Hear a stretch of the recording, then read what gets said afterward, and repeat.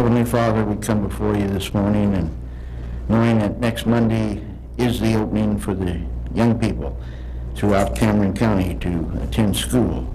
So we ask for guardian angels to surround the schools, the playground areas, and to and from their homes to the schools.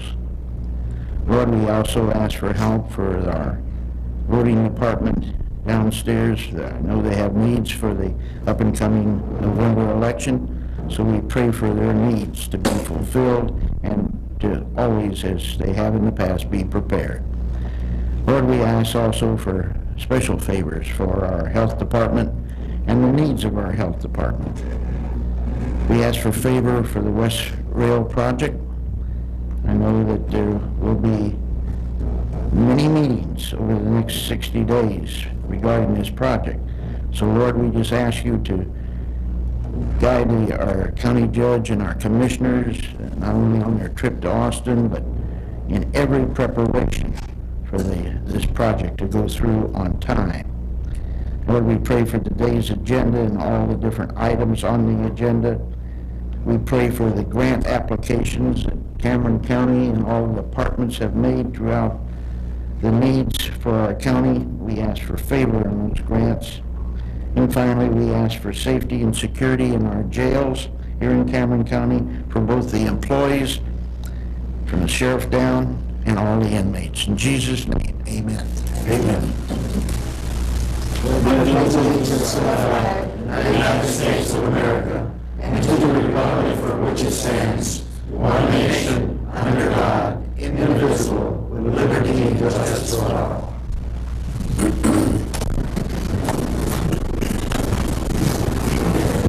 Judge, I would like to add that Judge David Garza called this morning and could not be here because he had scheduled a hearing. So he's not here, not because he doesn't support their request, but he did not want to reschedule something that he had. Thank you. Is there any public comment?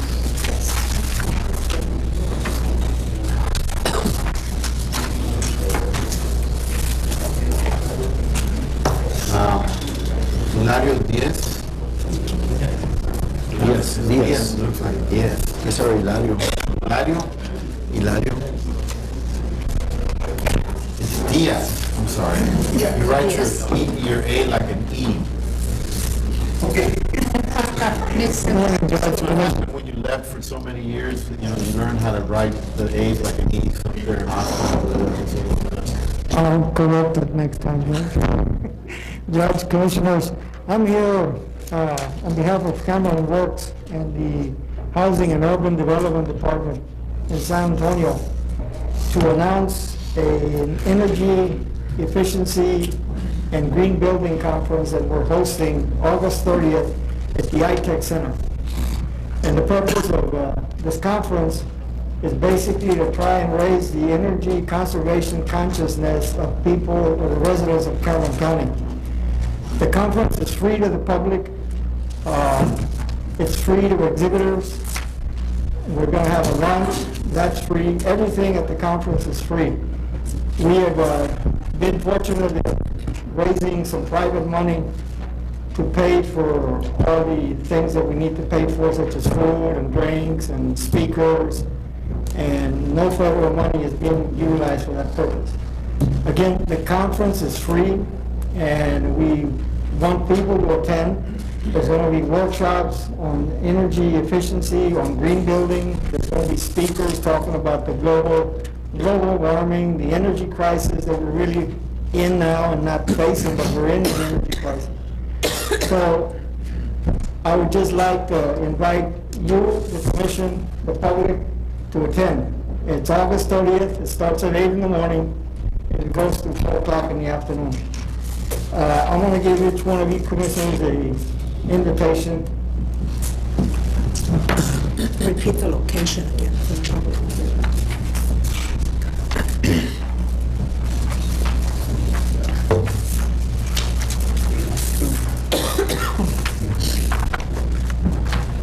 Again, the location is going to be the iTech Center, or the old Amigo Land Mall. It'll be in the center area, the center core area.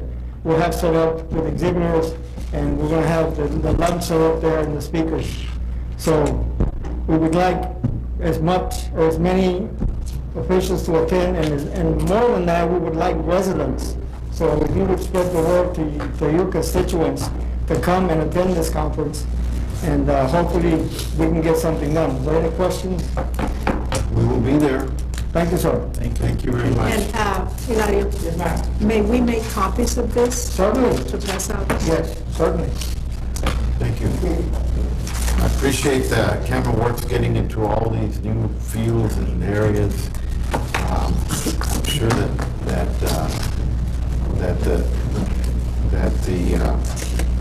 the emphasis that you place on these issues ultimately come back to the issue of workforce development and how that affects our community, and the proactive nature of your organization, Mr. Diaz, is increasing by the day, and we really appreciate where you are taking this organization, you and Frank Castellano. Thank you. Thank you. And the board. Okay. Let me now take up item number 2, and I'm sorry you all have had to wait for a long time, but the JP's had a lot of requests, and when the judge talks, you gotta listen for a while, and not hurry them up. Unlike what they do to us as lawyers, always hurrying us, but we can't hurry them because they get mad.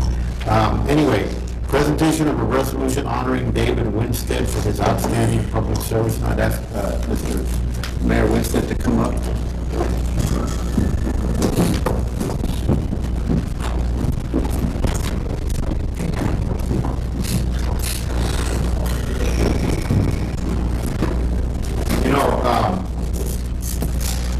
I don't know if y'all have ever read the history of Franklin Delano Roosevelt. He was a really early starter in his political life in New York State, and he ultimately became the assistant I think the Secretary of the Navy. I think he was Secretary of the Navy during World War I. And he came out of that, and he was just an up-and-coming politician. And sometime, I believe, in the 1920s, he was stricken with polio, and he almost died. And he spent several years recovering from the polio. And after he recovered from the polio, he became, even though he was paralyzed from the waist down, he became a much stronger man than what he was before he was stricken with polio. He subsequently became the governor of New York, and then became the president of the United States, and led this country through the most difficult times that this country has ever faced, and a leader in reshaping not only America but the world. And I mention that because these stories of success, of heroism, of coming back from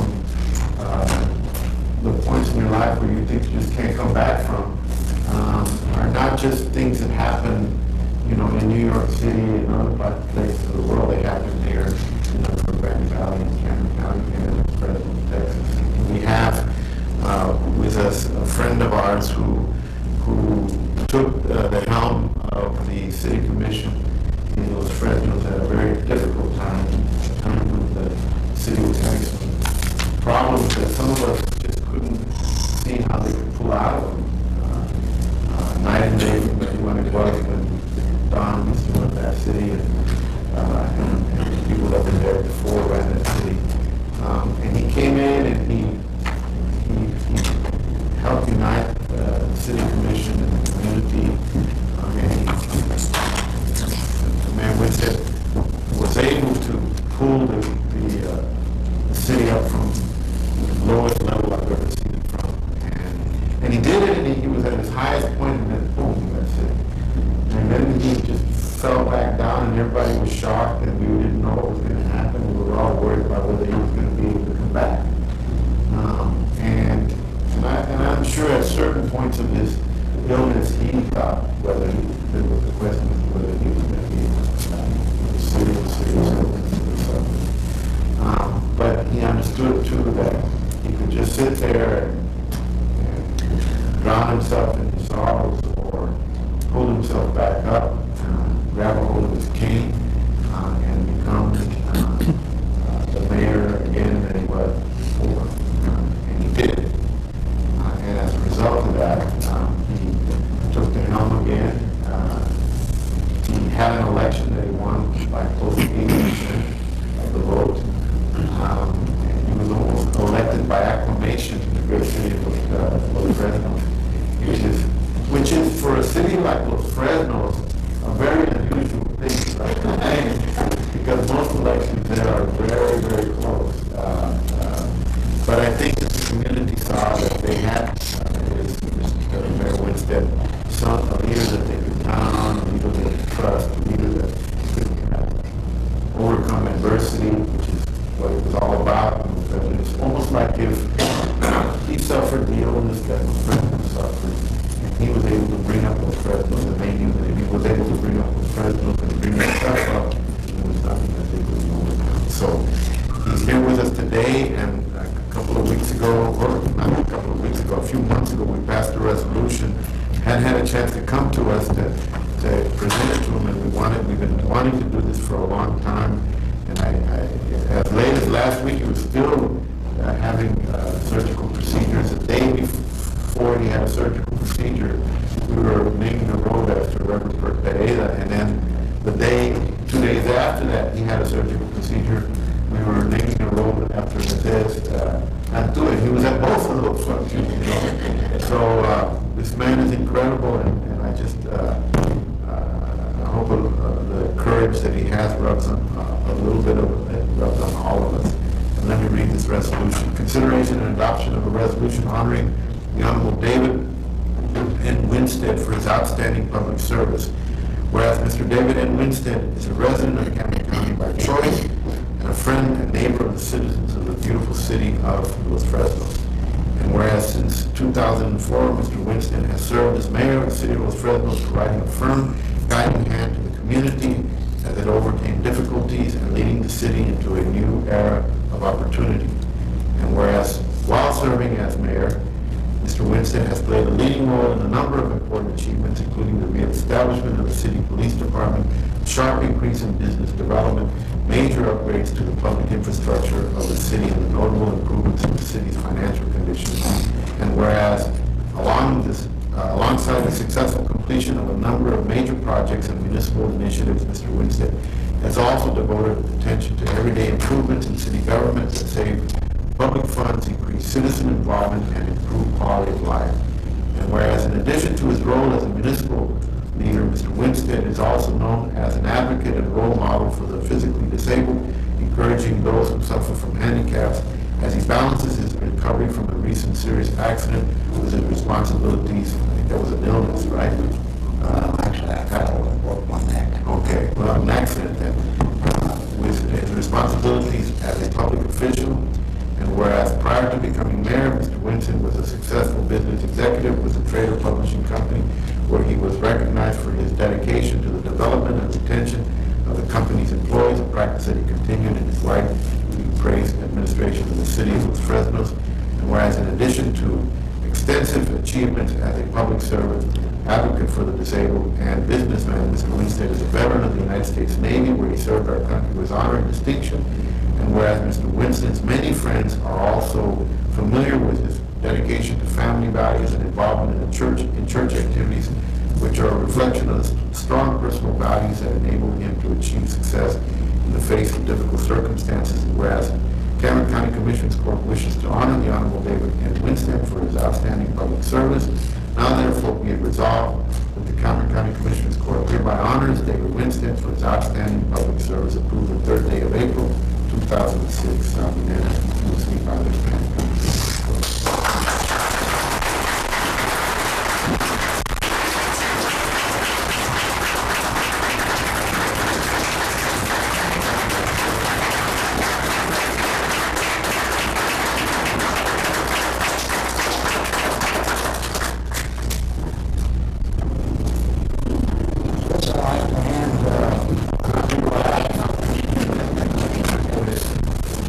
Suppose I'm allowed to speak, you know, the presentations for the streets. The judge invited me up. He said, if you'd like to come up and speak. I said, well, have you ever met a politician that didn't have time to speak? Today, though, I think the most obvious thanks, not only to the Commissioners Court, but of course, goes to God for allowing me to come back from such a devastating accident that I had. For those that don't know, I was paralyzed from the neck down, and I've gone through 4 surgeries. And of course, as you see me now, I've gotten back almost 90% of all of my abilities. So I'm very, very pleased that I'm allowed to even be here, and thank you for this honor. I would be remiss if I didn't mention a couple of other things. Of course, none of you have ever gone through being paralyzed from the waist down, but after being married for close to 35 years to my wife, I discovered just exactly how much someone loves you. She's stood beside me, and of course, stood beside me when I decided to run for a second term, and I'd be remiss if I didn't ask you to at least give a round of applause for my wife.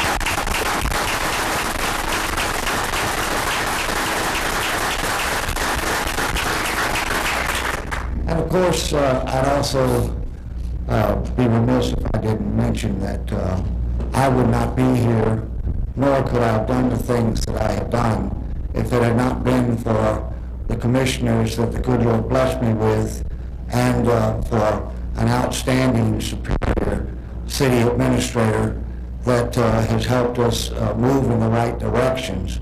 And I'd like to thank them as well for standing by me, and I look forward to continuing my journey here as the mayor of Los Fresnos. I might surprise everybody and run again. Thank you very much.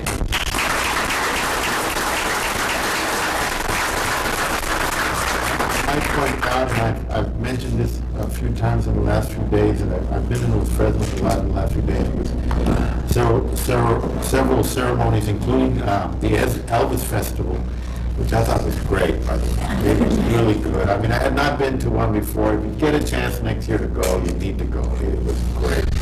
We had Elvis impersonators there, and they just gave a great show. A lot of people were there. It was just a lot of fun. It really, really was. And, is it the same day every year, or how is it on this? What is the day? It's on the weekend close to his anniversary of death, Okay. and also his birthday in January. January comes up January the 12th. Okay. But this year you had it, do you have it more than once a year? Twice a year. Twice a year. And the death. Okay, the birth and the death. This is the death that always got. Y'all need to go. I mean, it's really a lot of fun. They had several impersonators, including that Roy young man, and he was really good. Jack Roy. Yes. Jack Roy, yeah, he was excellent, and I was very impressed. One of the things that I wanted to point out, because one of the things that the mayor mentioned is thank God. And one of the things that I've seen about the community of Los Fresnos, and I know there's a lot of other communities like this, but especially so in Los Fresnos, is that the leadership in Los Fresnos is very, very close to their churches. They're very spiritual. They're very, very much involved spiritually with the community, and it's so much so that with them it's family, God, and then they work in the community, but it all kind of merges together, and you can't sometimes tell the difference between what they're doing for the family, for the community, or God. It's all the same, and it really makes a difference. They're motivated by this, and I just am so impressed. I've gone to their church on several occasions at the Catholic Church, and I see the youth very much involved in the church, and much more so than I've seen in other churches. And it was something that I think shows their commitment to our kids and the community in the efforts that they engage in to improve the quality of life of their citizens. So, and it's all across the board, whether it's the Catholic Church or whether it's the Disciples of Christ, Reverend Pereira's church. I just am so impressed on how that community is so spiritually based, and I think it makes a difference. And I think that's what's helped you get better, but the community also get better as well. The community was a little sick too in terms of the city government, and it's well now. Well, thank you for your service. Okay. I'd just like to add, Judge, you know, I've had the pleasure of working with Mayor Winstead on a number of committees other than some of the normal municipal work you do or the county work I do. And it's a pleasure always to have you around. You're a really good model for a lot of us. What you've shown me since 2004 that I've gotten to know you is that faith, commitment, and hard work is what you live by. And I appreciate you showing me those qualities and hopefully helping me, you know, be the same. So thank you, Mayor, for all the good signs that you give us in how we should lead our lives. Okay. Do I hear a motion to acknowledge President? Second. Motion by Commissioner Wood, second by Commissioner Tamayo. For discussion, all those in favor, signify by saying aye. Aye. Motion carries. All right, we also have presentations of resolution honoring Mr. Ryan Bano and Luis Fernando Reyes, and I think we have Mr. Bano here, yes? And Mr. Reyes could not be here today, but I believe Joe Vega will accept the presentation on his behalf. He is son of Marta Mendoza, court assistant to Judge Benny Ochoa, so I think that's why Joe is going to accept that on his behalf. We have Ryan here.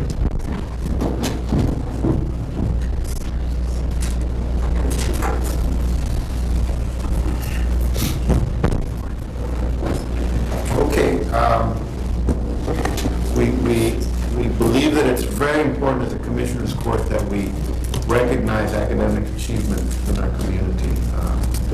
Our young in our community face so many hurdles today that they didn't face when we were growing up. I remember Reverend Barry Jackson from the Christian Fellowship Church in Harlingen said one time when we had our prayer breakfast to pray for our children, he said in the old days, the most serious offense that you committed when we were growing up is chewing gum in the classroom.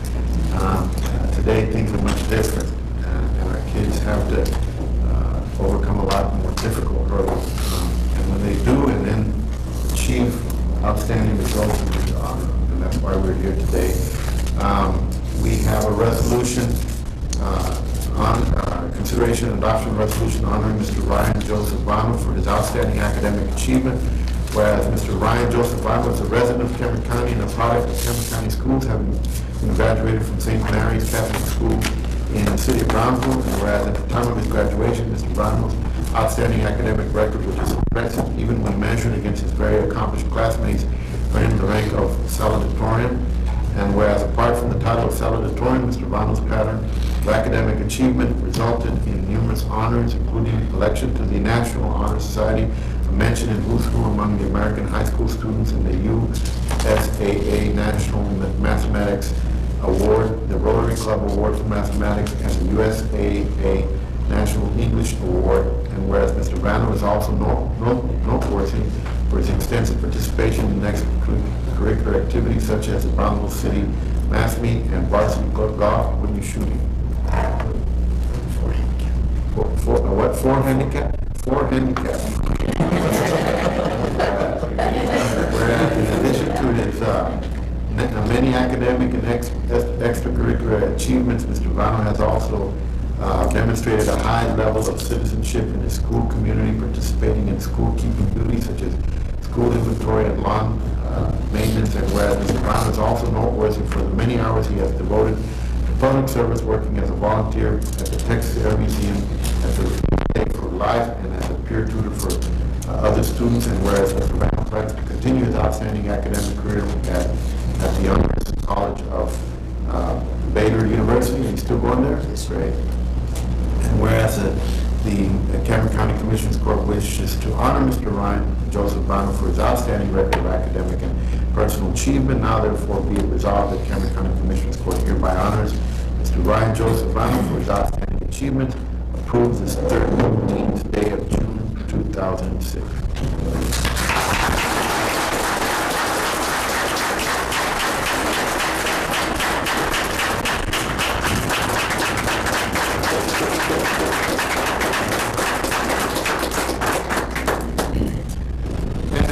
We have also, let me just go ahead and read the resolution for Luis Fernando Reyes.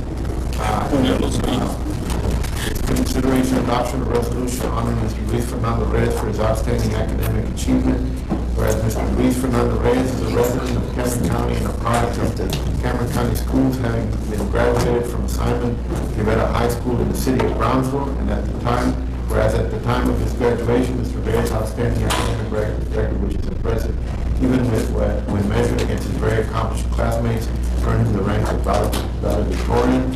And whereas acquired from the title of valedictorian, Mr. Reyes' pattern of academic achievement resulted in numerous honors, including election to the National Honor Society, the Superintendent's Award, the Outstanding Student of America Award, the Achievement Award for Social Studies, and the Rotary Award for Social Studies. And whereas Mr. Reyes is also noteworthy for extensive participation in extracurricular activities such as student council, debate, speech club, business professionals, America, and masterminds. And whereas a high level of academic personal achievement demonstrated by Mr. Reyes was recognized by his peers in their election of him as co-vice president of the National Honor Society. And whereas Mr. Reyes also stands out for the many hours he has devoted to helping others, serving with a feast of sharing, the fall school carnival, the March of Dimes, and Magnet Night, in addition to volunteering as an assistant to school teachers in Cameron County Justice of the Peace Benito Ochoa III. And whereas the Cameron County Commissioners Court wishes to honor Mr. Luis Fernando Reyes for his outstanding record of academic and personal achievement, now therefore be resolved that the Cameron County Commissioners Court hereby honors Mr. Luis Reyes for his outstanding achievement, signed, approved the 13th day of June 2006.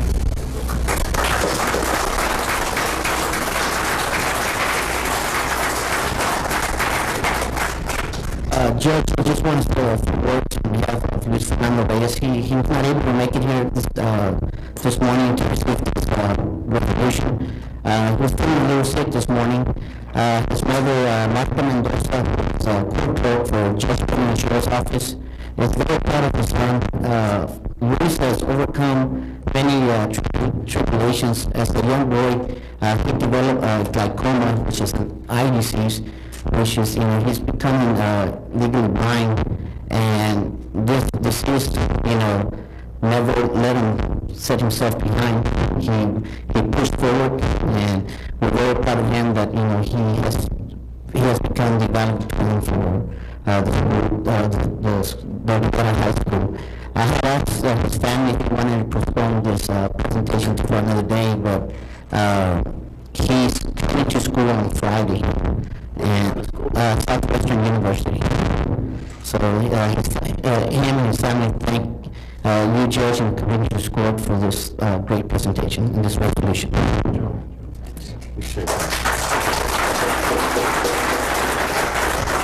And Mr. Vano, you need to leave us your phone number, so when we need somebody for our golf team to, I need one of those, a ringer. I need the ringer. I need you as a ringer for my team. Thank you. Take care, man. Take care. Okay. We have number 4, present. Okay, do I hear a motion to acknowledge? So moved. Second. Presentation by Commissioner, second by Commissioner. That's any further discussion? All those in favor, signify by saying aye. Aye. Opposed, motion carries. 4, a presentation by the U.S. Fish and Wildlife Service of revenue sharing check in the amount of $141,715. Yes, sir. Morning, Judge, Commissioners. I'm John Willis, Refuge Manager of the Atascosa National Wildlife Refuge, and also on behalf of the Refuge Manager of Lower Rio Grande Valley National Wildlife Refuge, to the county, a check in the amount of $141,000. Let me get it out, make sure it's right. $141,715. This check is presented basically to the county for the property that's owned by the Fish and Wildlife Service in Cameron County, and it is in basically payment in lieu of taxes for whatever this land would have been on the tax base. Fish and Wildlife Service is one of the few federal land management agencies that actually pays back to the counties, refuge revenue sharing checks. I believe U.S. Forest Service is the only other agency that does that. And since you don't have any national forest lands down here in South Texas, we're the only agency that does it. Also, the Fish and Wildlife Service and the National Wildlife Refuge System, we also generate additional income that comes into this county each year. Estimated probably more than $2 million income generated from just having National Wildlife Refuge lands here in the valley. The number of people that come here, that bird watch here in the valley, they come to Laguna Atascosa Refuge to bird watch. They bring money with them when they come. So that's generating income, and it also generates jobs. And Laguna Atascosa National Wildlife Refuge is the only public area where you can deer hunt, basically in Cameron County, for a minimal fee, $50. We issue probably close to 1,000 permits each year. And it's a very popular hunt. So besides the check that we're presenting, the refuges in the valley provide also a great recreational benefit to the citizens of this county and also the citizens of the United States. Now, who do I present the check to? And I'll need a receipt. I think that would be the auditor's office. The auditor's office. We can make a copy of it and leave it in the treasurer's office. All right. Yeah, Bobby. Thank you, Durham. Put it in my box. Second. Motion by Commissioner Wood, second by Commissioner Garcia. Any further discussion? All those in favor signify by saying aye. Aye. Motion carries. All right, we also have a presentation by U.S. Fish and Wildlife Service to... Can I ask a question before? In regard to that check, whose appraised value do you use, or does the government use? I mean, how do they determine, do they have a value they associate with the piece of property? That's correct. The Fish and Wildlife Service, our realty branch out of Albuquerque, they conduct appraisals on about a 5-year basis for those lands. And it's based on very similar standard appraisal rules. If we were buying property, it would be the same appraisal process. So oceanfront property has higher value and... Normally it does. Yeah. So anything that could possibly be like on the beach that would have a higher value would get priced higher. Okay. But this check, need to let you know, it only represents about 44% of what the check should be. And the check is based on when the Fish and Wildlife Service either leases land for cattle operations or it's oil that's being drilled in National Wildlife Refuges nationwide. The money that's basically generated from those royalties or from the sale of timber or from cattle grazing goes into a pot at the national level. And that money is then distributed to all the National Wildlife Refuges. The problem is there's just not enough money in that pot right now. So we give as much as we can. The U.S. legislature has the authority to make up the difference, but that's something you'll have to take up with your local representative. I appreciate the explanation, John. How many acres are we talking about in this, that this check would represent? In Cameron County, I believe somewhere around 80,000. That includes what's in Lower Rio Grande Valley National Wildlife Refuge in addition to Laguna, 80 or 90,000 acres. I could get you the exact figures if you... No, that's just some idea. Thank you. Thank you, sir. Thank you. You have a presentation of a National Conservation Award to the Cameron County Commissioners Court for national recognition of the Bahia Grande Restoration Project. That's right. I'm making this presentation today on behalf of the Department of Interior and the Secretary of the Interior. And just to tell a little story, Judge Hinojosa is so great at telling these stories, to set these things up. Back in about probably March of this year, I got an email that said, we're requesting nominations, Department of Interior is requesting nominations for the Cooperative Conservation Award. This is a national award of the Department of Interior. They basically present this award to any kind of group or organization that's demonstrating a cooperative conservation attitude where you get a collaborative effort to basically benefit the natural resources of the United States, and primarily on lands that are owned by the Department of Interior.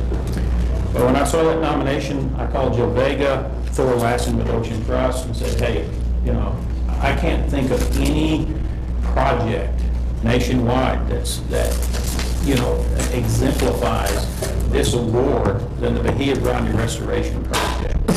So working with Joe Vega, Thor Lassen, myself, we worked up a nomination, Fish and Wildlife Service worked up a nomination and submitted it to the Department of Interior.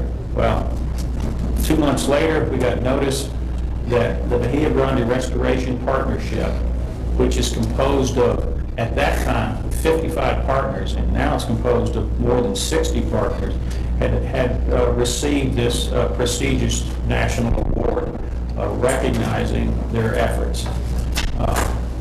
And I would like to read you the citation that was read by the Acting Secretary of the Interior at that time, Lynn Scarlett.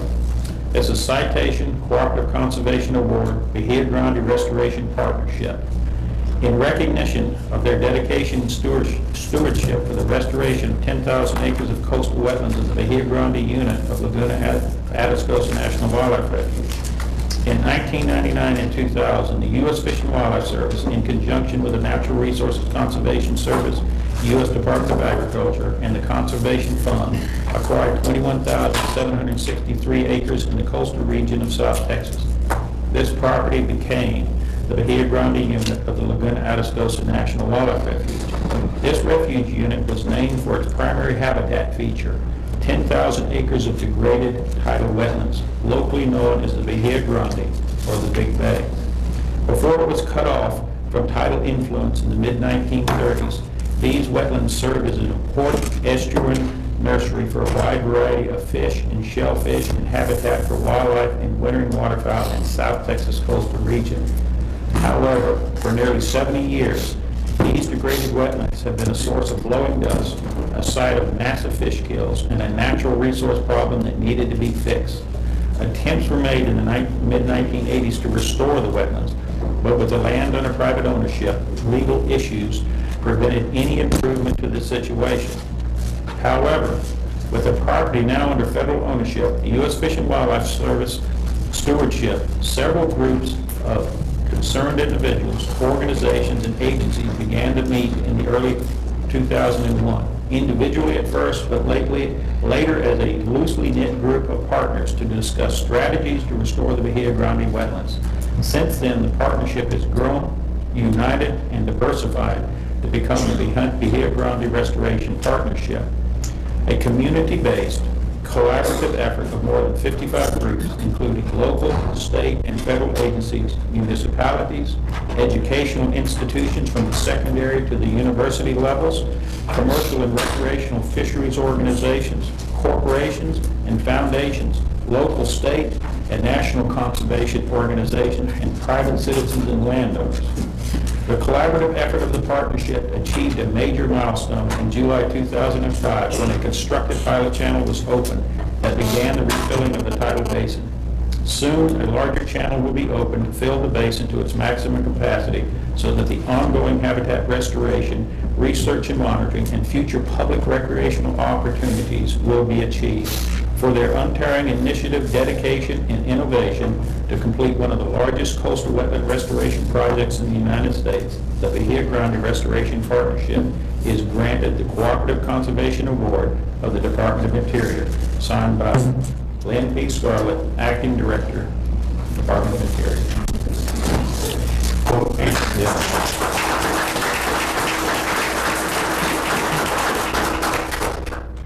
There are many partners in this partnership. Some, large contributions, some small contributions. And whether they're large and small, they're all important because they all go toward the goal of restoring, 10,000 acres of degraded wetlands. And the value of these wetlands when they're restored, from an economic value to a recreational value is going to be innumerable. It's going to basically be basically a jewel for Cameron County and also for the citizens of the United States.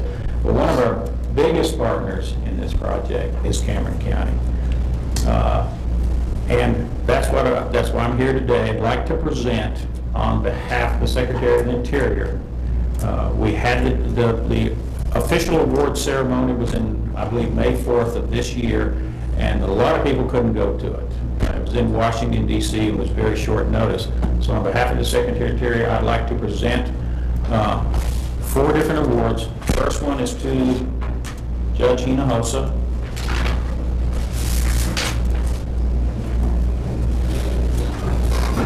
This is in recognition, and this is in recognition of outstanding conservation achievements attained through the collaboration and partnership with others. Cameron County Office of the County Judge, Bahia Grande Restoration Partnership, is hereby awarded this certificate for the year 2005. E. Lynn Scarlett.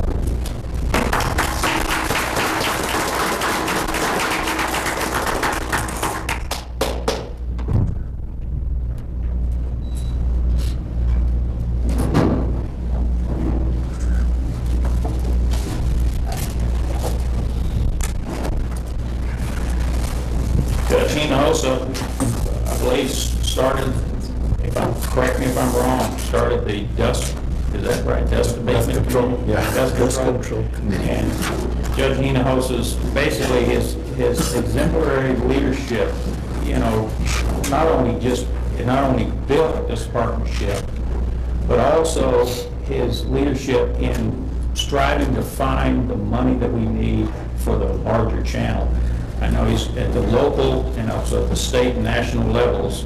You know, he's been seeking the funds, probably close to $2 million to get the larger channel, which will completely restore the Bahia Grande Restoration project. So I applaud Judge Hinojosa for his leadership.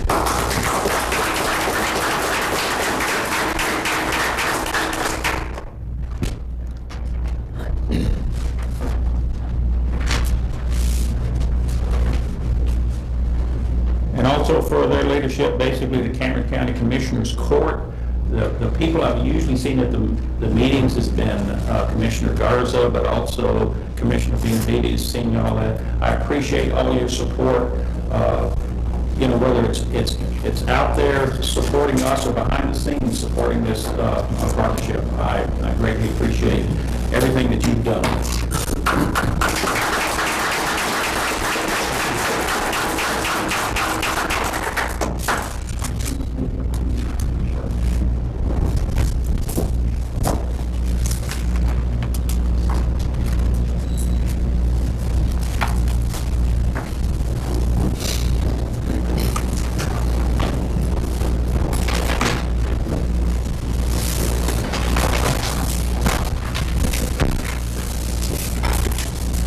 Not only as a partner, you know, this Bahia Grande Restoration Partnership, but the Cameron County Parks system has been a partner with the Fish and Wildlife Service for a long time.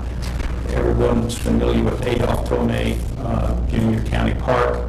You know, it's in the refuge. It's located on the Arroyo Colorado. It provides the only public fishing access you know, to the public between basically Port Isabel and Port Mansfield. So we've been a partner with the county park system for a long time. And basically, Joe Vega, he's been my right-hand man. He's been my point of contact for the county on this restoration partnership. But I want to recognize all the work that Joe's done and Javier has done in relation to supporting this project. And thank you.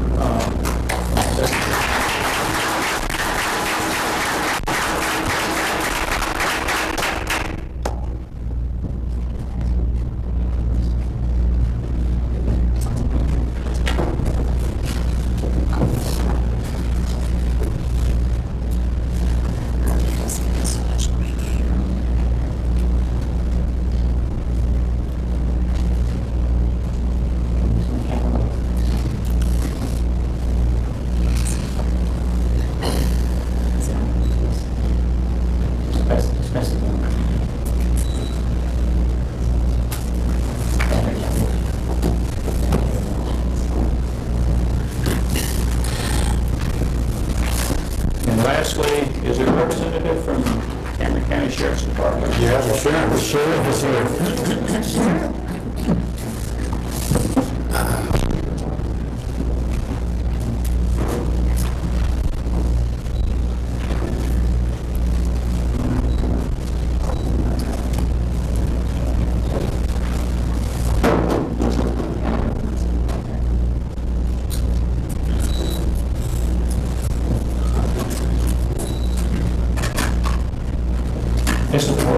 This award is presented for the Cameron County's program of providing inmates, I assume the county's correction division provides inmates.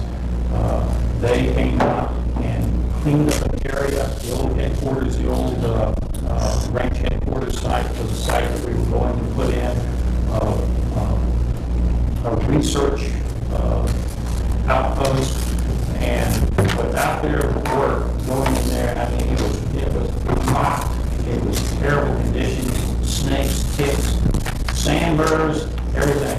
But the county prisoners and the people that were overseeing the county prisoners did an exemplary job of cleaning that area up on really short notice, and I appreciate the county sheriff's department.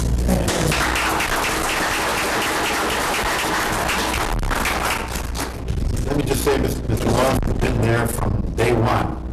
I think the first meeting that we had at the Navigation District meeting, you were there, right? What year was that? 2001. 2001? He was there for I wasn't, it was probably Steve Labuda. Yeah, Steve was there. And it was the Dust Control Committee that then became the Restoration Committee, but the guy that thought about bringing this group together was Joe. Joe's the one that came to me, he called me on the phone, he says, we gotta do something about the dust, Judge. We gotta do something about the dust, it's killing us.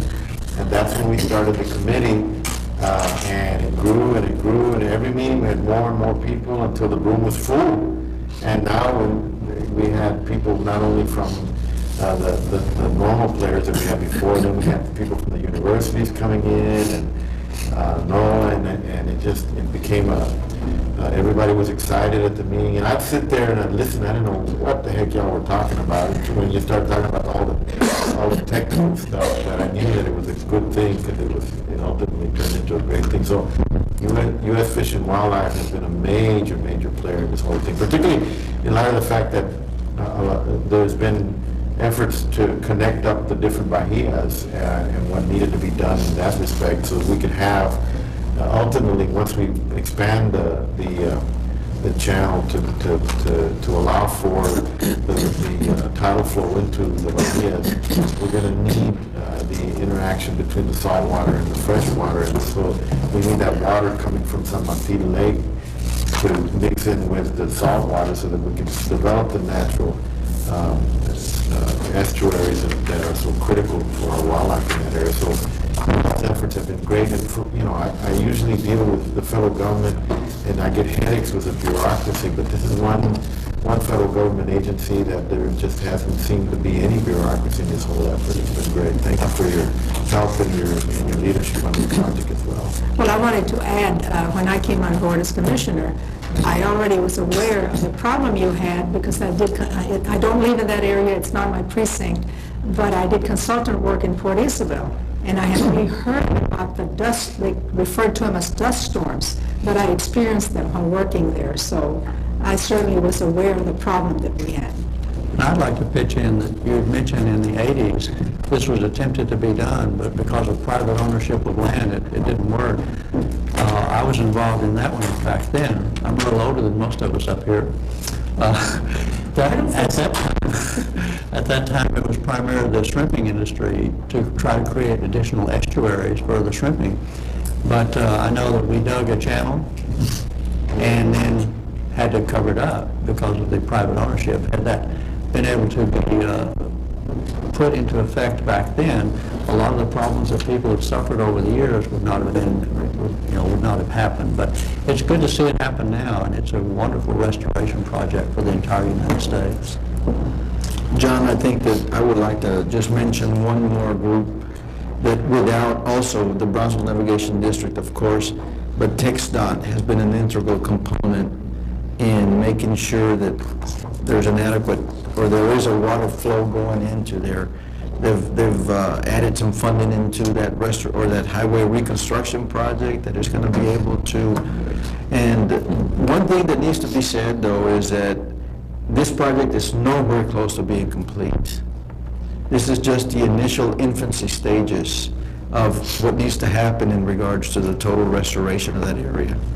And it's ongoing, and we're going to need community support from many folks in the next 10 to 15, 20 years to make sure that we end up with the ideal situation in the area. Otherwise, it's going to lead to a few situations that we might, have problems with. But I think with everyone's efforts, we can move it along. But it's just infancy stages now. Lots to be done. It's a good start. It's a great start. To mention, and thank you, sir, it's the first time in 10 years that I've seen a person from the U.S.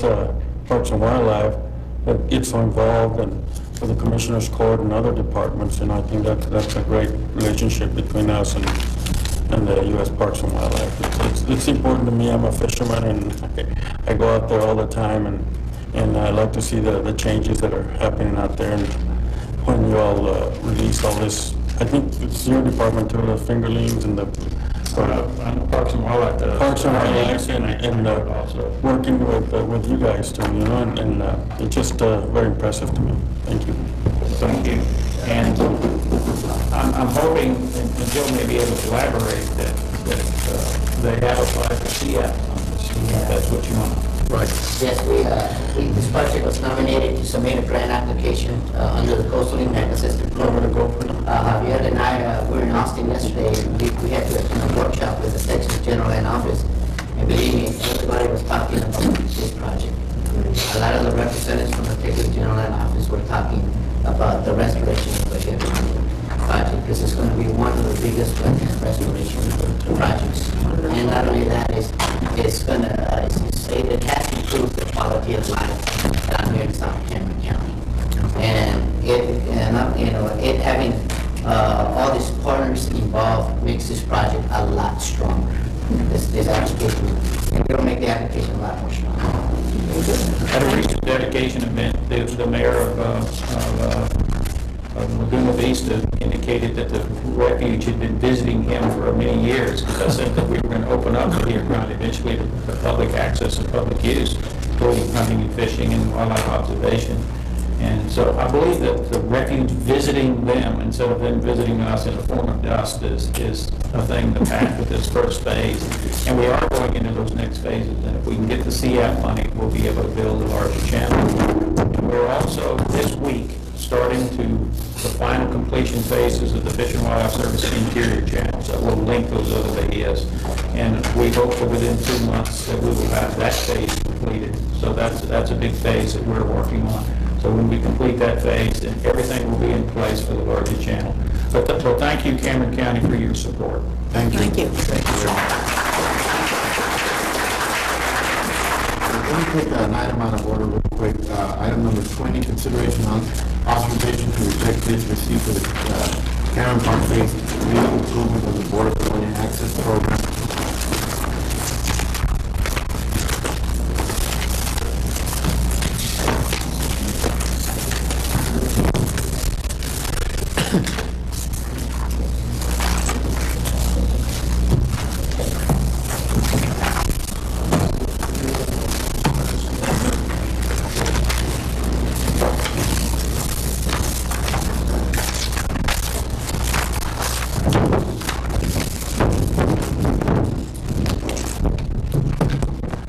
Morning, Judge and Commissioners. I just talked about a recommendation along with a bid tabulation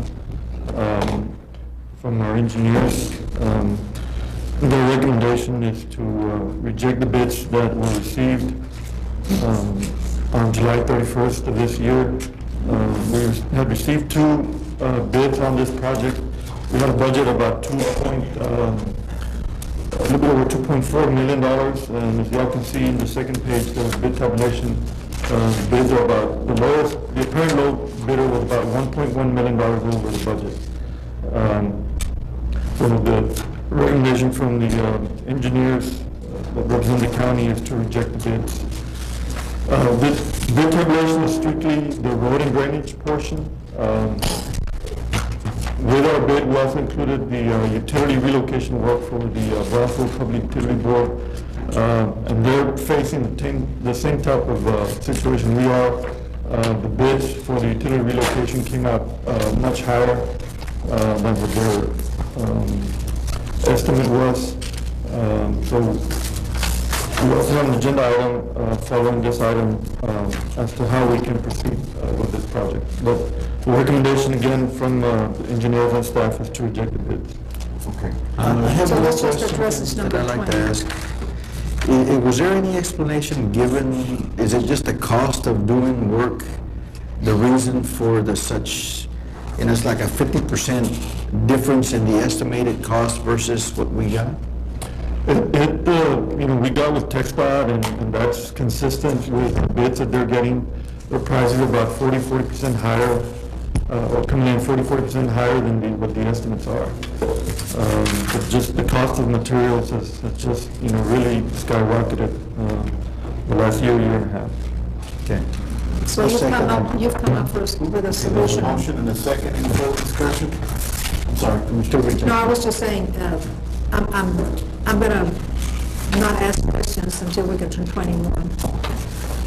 Any further discussion? All those in favor, signify by saying aye. Aye. Motion carries. 21, consideration authorization of Department of Transportation construction phase 3 of the Cameron County Park Improvement Project in the border of the access program to enforce account and authorization to employ the necessary personnel and lease equipment to run the big project. Since we're 1 million over the budget, the only way that we can be able to undertake this project is if we can do it in-house. And I've spoken to our Public Works Superintendent, and he feels if we employ the necessary personnel and we're able to lease the necessary equipment, that we can do it in-house. And speaking to PUB, within budget, yes. And not stopping any other projects that are going on. Correct. Since you'll be adding personnel. We will be adding a crew just for this project. And speaking to PUB, they might also entertain the idea of rejecting their bid and doing the work in-house. If they do that, we're going to be able to share equipment that PUB already has, and so we might be able to cut on our cost. But we've run our numbers on our material cost, on our equipment rental cost. There is a portion that we do have to bid out, and that's the curb and gutter. But even at that, we can bring it in within budget. Again, on the equipment rental, I'll sit down with purchasing and with the auditor's office, and it might be that it's most cost beneficial for us to lease purchase, because we do not only have this phase, we also have another phase that's left in Cameron Park. So we'll look at the two options and see which one is the best option for the county, but we can definitely do the project in-house and bring it to within budget. Okay, there a motion to So go moved. forward? Motion by Commissioner Tamayo, second by Commissioner Wood. The only caveat in all this is that we have a gentleman that works for us that will be overseeing this project, and I've mentioned this to you, Mr. Sepulveda, and I would hope that we would somehow commit him to a presence in this county in that position for a little longer than, we need a commitment for Mr. Ada, because a lot of this hinges on his skills to put these projects together. And I don't know, if there's such a thing as a contract to make sure, no? Like this is part of, when you do this in-house, it's part of. He wants to keep it there, we'd love to have him, but I know otherwise. Right, motion and a second, any further discussion? All those in favor, signify by saying aye. Motion carries. You're up there, you've got a couple of more items on the regular agenda. Yes, I've got item number 6. Item number 6, can you do that quick? Yes. Just a quick update on some of the right-of-way acquisition projects, and I'll begin with FM 732. TechStop really hasn't given us a full release on this project, so project is pretty much on hold. But once we do get a final release, then we'll move forward. The appraiser actually has started working on some of the appraisals, so when we get released, we'll move forward with the project. And this is a total of about 42 parcels that we'll be acquiring. The Westwell project involves 22 parcels. We've already acquired 2 parcels, and we're waiting on the appraisals for the balance of the parcels. General Brand Road, this contains 36 parcels. We have 4 parcels that are on the agenda, either this week or next week, ready for payment. We've got 5 that are the title company being recorded. We've got 3 parcels that we actually acquired through the subdivision process. 6 parcels that are going to be donated by property owners. 5 that we're negotiating with, and it's possible that they'll take the appraised value. 2 parcels are pending appraisals, and then we're negotiating 7 others. And then we're working with Fish and Wildlife on 4 parcels that they own. The big project is the Primera Road project. That's 103 parcels. We've got 6 parcels that we're currently negotiating. 2 parcels, we're still waiting on the appraisal reports. 25 parcels have already been recorded. 59 parcels are the title company waiting to be recorded. 6 are on the agenda and waiting for payment. And there's 4 parcels that we're having problems with locating the property owners. We've gotten with the city of Primera, with their city manager, and they're assisting us on some of this. Last week, I think we started with 6, and we're down to 4. So hopefully, we can start locating those owners and moving forward. TxDOT has a January of 09 letting, but I think probably in the next 6 months or so, we might be able to start this project. What was the date again? And about what? The official date from TxDOT is January of 09, but we're probably going to be ready to go in 6 months. We'll move to acknowledge, and I appreciate how you presented it to us, Pete. It was easy to read. Motion by Commissioner Gatz, second by Commissioner Tamayo. For discussion, all in favor, signify by saying aye. Motion carries. And then you have 18 and 19. Yes. 18, Old Dallas Road was a project that was listed on the project roadmap. The project limits though were from Expressway 77 to FM 511. What I'd like to do is have the court extend the project limits to include the portion between FM 511 and Highway 100. Okay. And that we've had meetings, several meetings on this issue with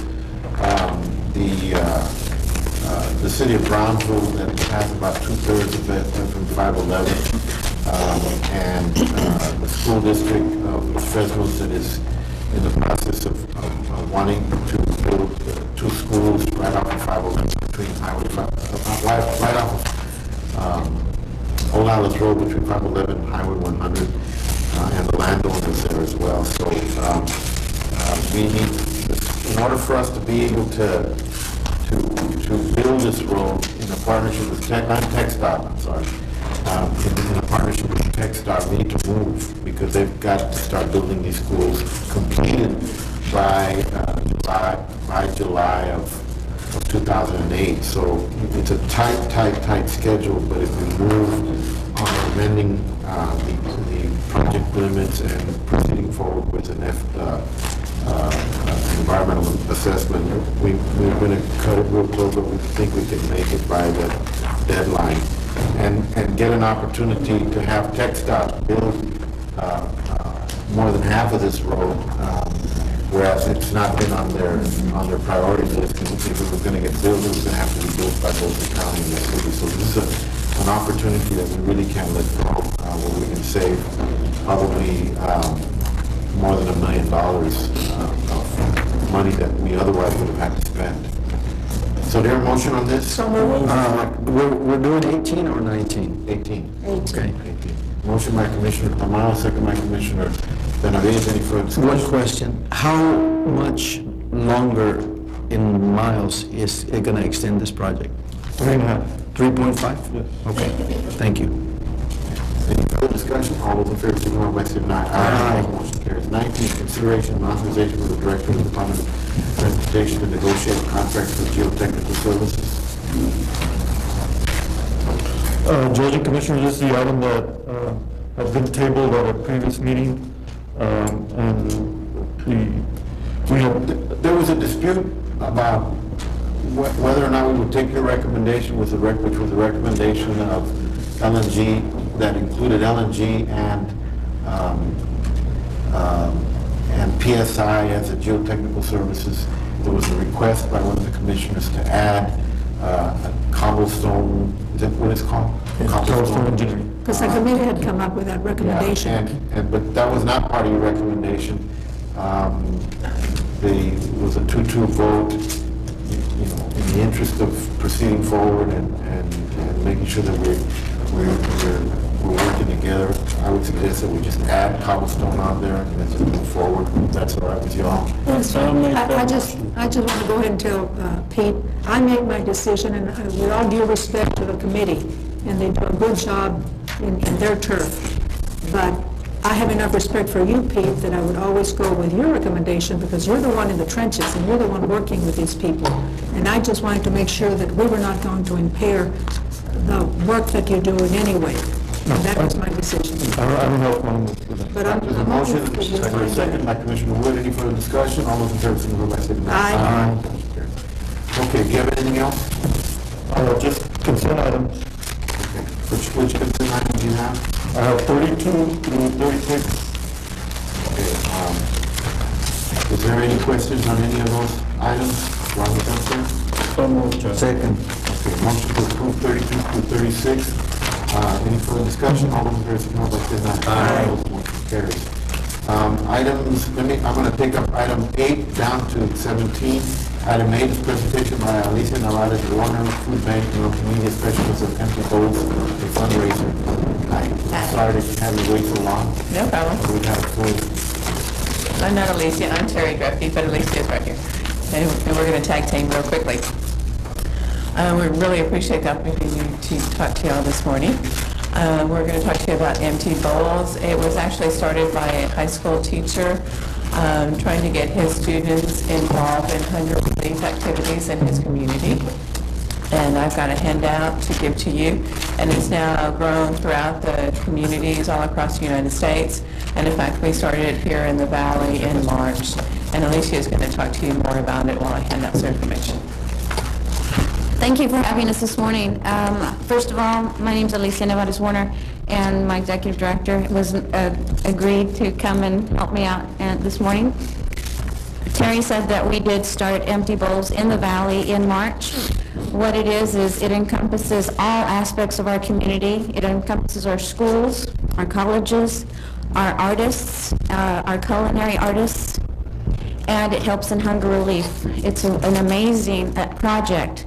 And we're here to ask Commissioners Court to become involved in this project by helping us out with bowls. Yes, I'll get to that. University of Texas Pan American and University of Texas Brownsville both helped us our last event, as did South Texas College and Texas State Technical College. They helped out by producing art, by producing handmade, one-of-a-kind pieces that are set up on tables. Excuse me. Let me back up. Too loud anyway. They set up all the bowls on tables. People come to a luncheon. Every ticket is good for one bowl, as a person has samples, entrees, donated by local chefs. This is where we showcase our chefs. We do give our chefs all the credit. We give all our artists who donate art all the credit. We have their art exhibited there, the art that they donate. We also do an homage to them during the event. People come in, have a wonderful lunch, and then before they leave, they select one beautiful bowl to take with them, as a reminder that there's always an empty bowl in the Rio Grande Valley.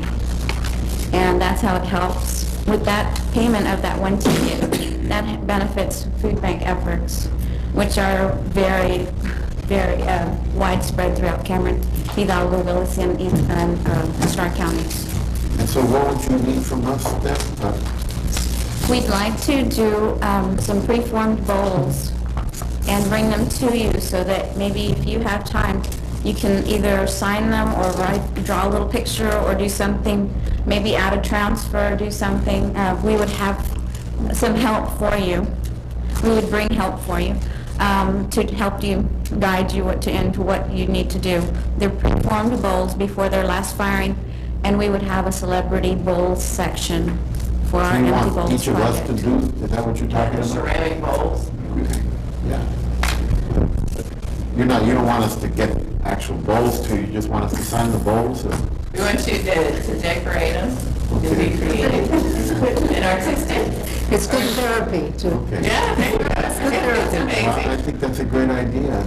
You Yes. might actually get into, Alicia's setting up some times at the university where they'll actually be throwing, some of us actually got into throwing, and it's not as easy as it looks, so that's why there'll be some preformed bowls, so you can just actually decorate it, although you can actually throw your own bowl if you want to really get into it. And I imagine whoever gets our bowls will end up throwing them somewhere. Or throwing them at someone. there's all kinds, as you can see in those pictures, there's all different kinds of bowls. We had children, junior high and high school, make bowls, all different kinds. There were stained glass bowls, wood bowls, but mostly ceramic bowls. How big the bowls? Mine's about, Mostly they're soup bowls. They're cereal-sized bowls, but some artists came out with some huge ones, which we added to a silent auction that will be held concurrent with the event. So do we actually have to be the ones that decorate them, or we have family learning centers, and I could have the kids do it. That is wonderful. We do have a lot of community members who are calling us already and saying, when are we going to start throwing bowls? Pat Sanchez is sitting back there, and she oversees the family learning centers. We would really love to form partnerships with different places like local art teachers. We had a lot of art teachers come forward and say, let's get together. We had a lot of middle school teachers. My son's in elementary. He and his brother, they came out, they threw bowls. We had all the way from elementary to world-renowned artists donating bowls. So if you do this as a hobby, or if you know somebody who does, truly welcome you. We're still having committee meetings, so please feel free to be part of our Let us know committee. when the fundraiser is. It is on October 19th. We'll be there. It's at University of Texas Brownsville at Jacob Brown Auditorium. Dr. Julia Garcia, she was the one that extended the invitation to us after she learned about the project. Okay, thank you. Thank you. All right, your We motion. also need help promoting the project. Thank you. Thank Motion you. second, all in favor, signify by saying aye. Motion carries. Let me take item number 16, consideration approval of early voting locations and for the 2006 November. Thank you, Judge. Good morning, Commissioners. 16. So like These are going to be, on your package, you find that ones that I submitted, a couple of areas that maybe they lack numbers, so we included that in there. So you're giving us a brand new set? New one? This is the new one. Okay. and a little bit bigger in size. We've got, You can read, thank you. Okay. You will find that what you see is highlighted in red, got red lettering on it, and the changes that we made, or rather corrections, or addresses that we added. Also, I believe it's on your third page of that, you find 2 additional locations which will be at the very bottom, and they're highlighted in yellow. Those were not in your original list that was submitted to you all this past week with your packet. What's in red is what you added. I'm sorry. What's in red is what you added. What's in red, or the or what we added into it, and corrections that we made with addresses or locations. such as in just that second page, which is the first one, first correction we have, it says Combs, it's Combs Community Center. Okay, where we had Combs City Hall, I think, listed on the original submission. Why are you only doing it till 3 p.m. at the flea market? Because at about 2 o'clock, 2:30, they start leaving and picking up. By 5 o'clock, there's nothing there. Well, I know at least one of these churches, they leave by 12. And we're doing it till 7. It stays open, though. Some of the churches. Yeah, except that those are early voting sites, not for Yeah, churches. that's- For the community. Okay. Well, it's on Sunday or Saturday, that's why I said Sundays. Oh, On the temporary.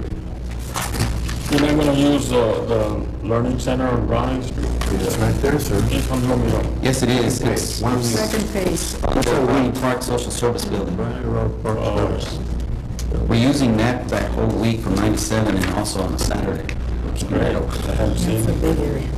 Need to get your address and then your place together. Yeah, California Road. oh, yeah. Yeah. I move that. In the, I'm sorry, in the Los Fresnos area, Yes, sir. did we address that concern that was brought to us, remember a while back? We made it a 2-week. Yes. Yes. The one, because I know that, we've had some concerns brought to, I appreciate you doing that. Yes, sir. I move we approve the Second, Judge. Motion, second, any further discussion? All those in favor, signify by saying aye. Motion carries. Okay, budget amendments, line item transfers, and I'll go back to what we did in just a second. Budget amendments, line item transfers, and our salary schedules. Any questions, concerns, comments, complaints? There's a motion to approve. Motion by Commissioner Mendoza, second by Commissioner Tamayo. Any further discussion? All those in favor, signify by saying aye. Motion carries. Minutes, July 25th and July 28th, already approved. I am. Motion to approve by Commissioner Benavides, second by Commissioner Ryan. Any further discussion? All those in favor, signify by saying aye. Aye. Both motion carries. Claims.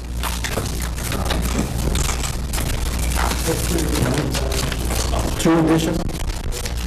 There were, They were, not in addition to what we have here. yeah, he, Okay, yeah, this one. Move we approve the second. Motion by Commissioner Garcia, second by Commissioner Wood.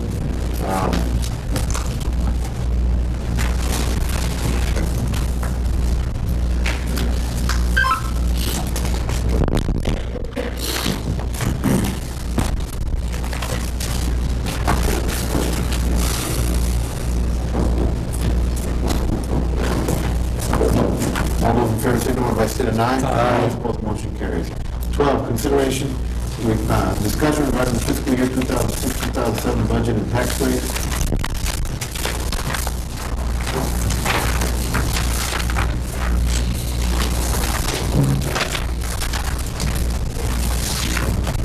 Judge and Commissioners, the handout I just passed out shows the status of the general fund and road and bridge.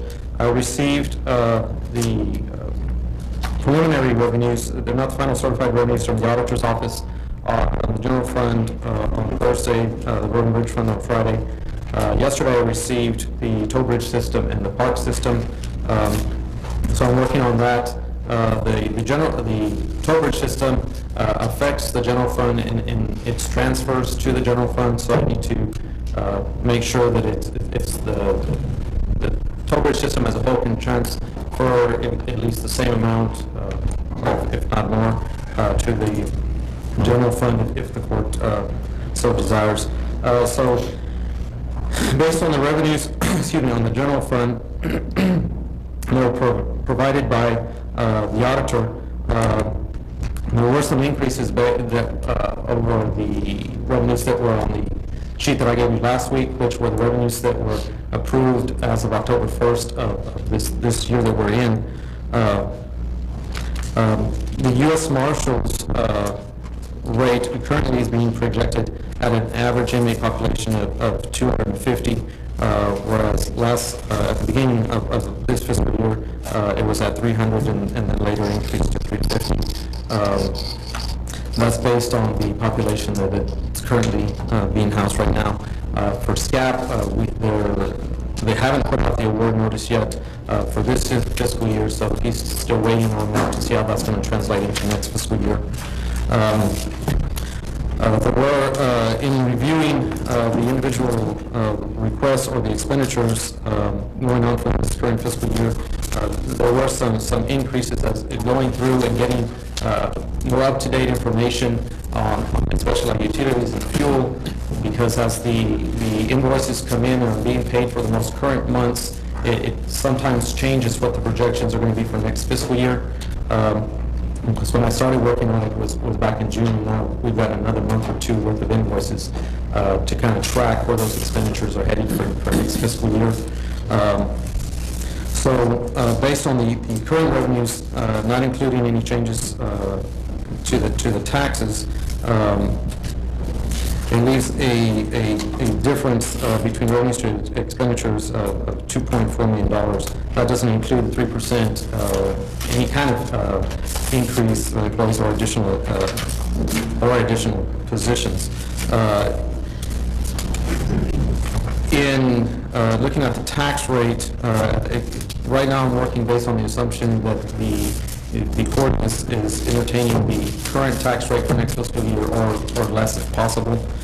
So based on that assumption, the additional revenues provided to the general fund based on the current split. Of course, I'd have to make adjustments to shift some of that to the road and bridge, but based on the current split, that generates an additional $3.6 million, leaving available funds at just over $1.2 million for any additions to the general fund. Within the road and bridge fund, it didn't change all that much from the handout that I gave you last week. There's an additional $24,000. So the net effect was minimal. Still showing a difference of $687,000. Applying the current tax rate to the road and bridge fund, it would still leave a difference of $187,000, which would be made up from the tax rate, bringing it down from the general fund. Below that, included the cost of living increase at 3% will cost the general fund. Now, this number includes, which I didn't have last week, the portion that the general fund picks up for all the grants that can't support an increase. So that historically, the general fund has been picking that up. So that number is now included in here. That's why it's different from last week's. The road and bridge system is the same. And I put the bridge system at the bottom because with the increase across the board, of course, the bridge system would pick up its own increase for the employees, but there's less funds to transfer to the general fund. So, and that's a net effect of $50,000. By the end of the week, I should have it finalized for all funds, and I'll be submitting to you in the same format as last year. It's the binder with the by department, by line item detail for your review, and to commence the discussions on the line item detail next Tuesday.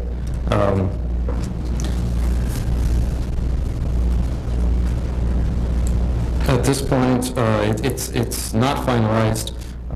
There's still some questions that I have for some of the departments on some of the requests that they're making.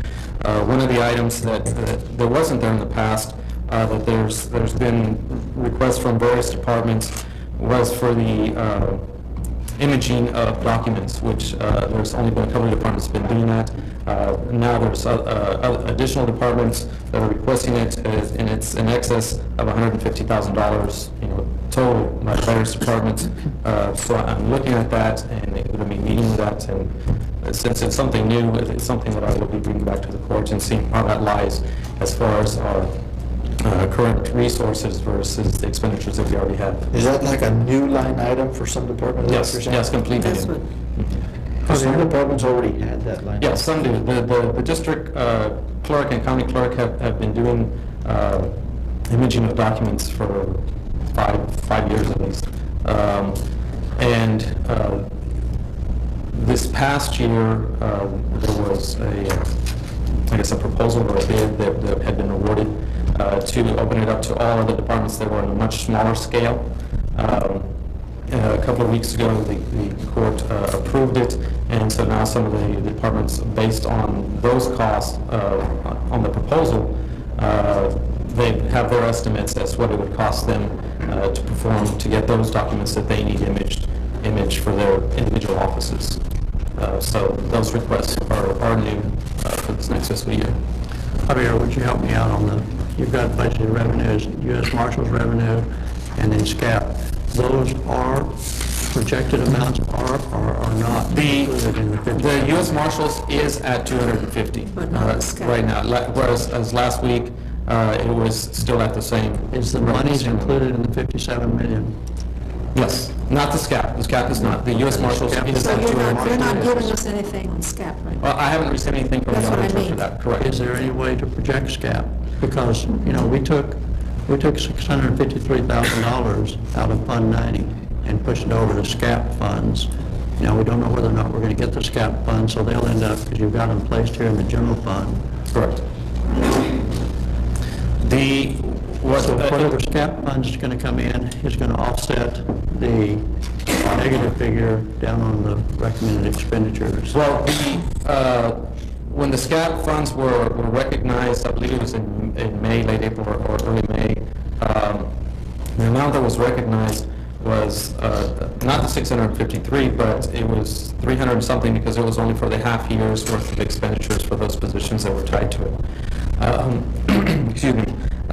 What in my conversations with the auditor is right now there has been funds appropriated for SCAP, so there is going to be awards, but he's waiting for the award for this year, because it all determines on the number of entities that are applying and the expenditures that they're submitting for the reimbursement, to kind of gauge what it's going to be like for next fiscal year. But do we have some idea what we're submitting on our request for SCAP funds? I guess that's where we'll start. There should be, because the reporting period is that's accounted for has already ended. It's through June 30th. So the numbers are there. Now it's just to verify to make sure that those individuals qualify or meet the criteria for reimbursement. I don't know if they've started working on that yet. Or Can we get an idea what that is? When's that going to be available? Now, I've seen in the past where Brooks County, for example, has received more SCAP funds than Cameron County has, based on, I guess, the type of prisoners they would hold up there. Correct. Get us to check and see where they're at. That would be good to know where we're at on the SCAP funds. What about Fund 90 funds? We've had some pretty good seizures come in, and I realize that's not in this part of it, but that's funds that we need to be looking at somewhere. The district, well, from the district attorneys or the sheriff's office, or there are some constables' offices that actually have funds within Fund 90. They haven't submitted their budget requests for next fiscal year. It just has to get done beforehand, because they can use the funds for any law enforcement purpose. It's a matter of, I guess, formality of fighting it. Ultimately, it's their decision how to spend it, as long as it's within the counties and the state's purchasing policies and procedures. The last time I looked at it, I know there were a couple of departments. The district attorney's office, there was an increase in revenue this year. In a couple of the constable's office, there was a substantial increase, or funds that were awarded to them. Like I said, I haven't gotten the budgets yet for next fiscal year as to how they anticipate on spending those funds. Okay, any other questions? So when we made that move with what the DA's request was, my understanding was that they were going to become part of the general fund budget. Okay, that we were not going to be dependent on Fund 90.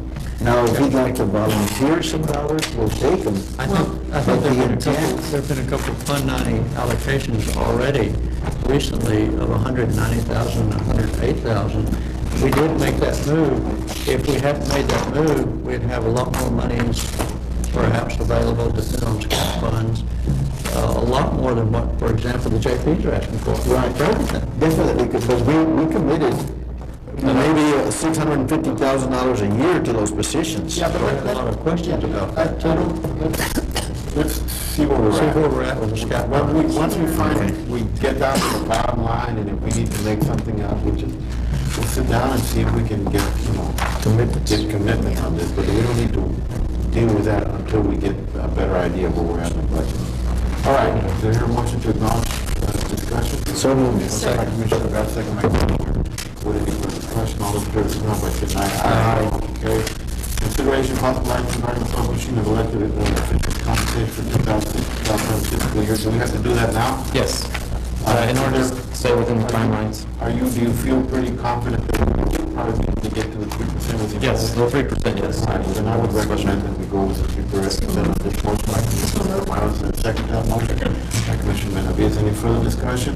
So that's going to be publishing it with 3%. Yes, the copy that was in your packet, there's no increases, but they'll all be calculated with a 3% increase to the salary portion, and that'll be reflected here on the notice, and it'll run in the newspaper this week, and it also gives notice that there'll be a public hearing on August 29th in reference to the setting of those salaries. And this only means that we could do that. You could do that. if This is there's not funds actually available. setting those salaries. It's also, it's up to 3%. Correct, up to. All of those, we're not going to go above. After that, then they have to agree, right? Correct. All right, all those in favor, signify by saying aye. Aye. Opposed, motion carries. 14, discussion, possible action regarding the public hearing dates to the county tax rate for 2006-2007. There was a copy of the notice that was included in your packets. It's very different from the notice from last year and from the year before. This is the formatting and language that's required by statute.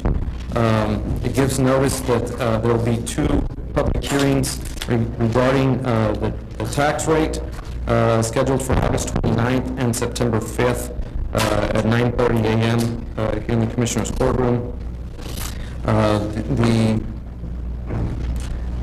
various information, well, what this is saying, that this is the maximum tax rate, combined total tax rate that the court would consider in setting. Right now, I have it at the current tax rate, which is .358191.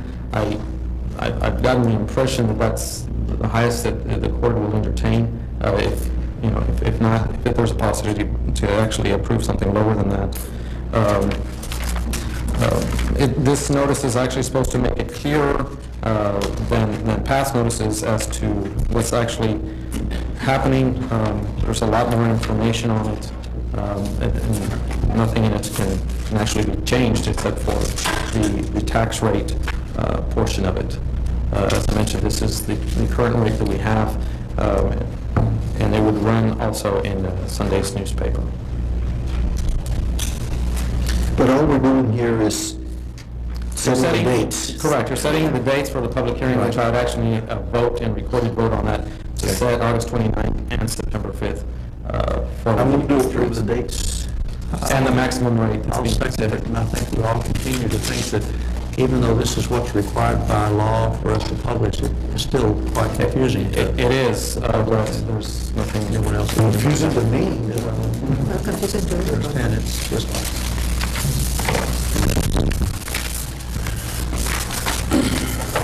Okay. Any other questions? I move. Then I second. Okay, there's a motion by Commissioner Gatsa to approve The dates. the dates, and second by Commissioner Wood. Those in favor say aye. Aye. Opposed? And the tax rate. Maximum tax rate. Maximum. Okay, those in favor say aye. Aye. Opposed?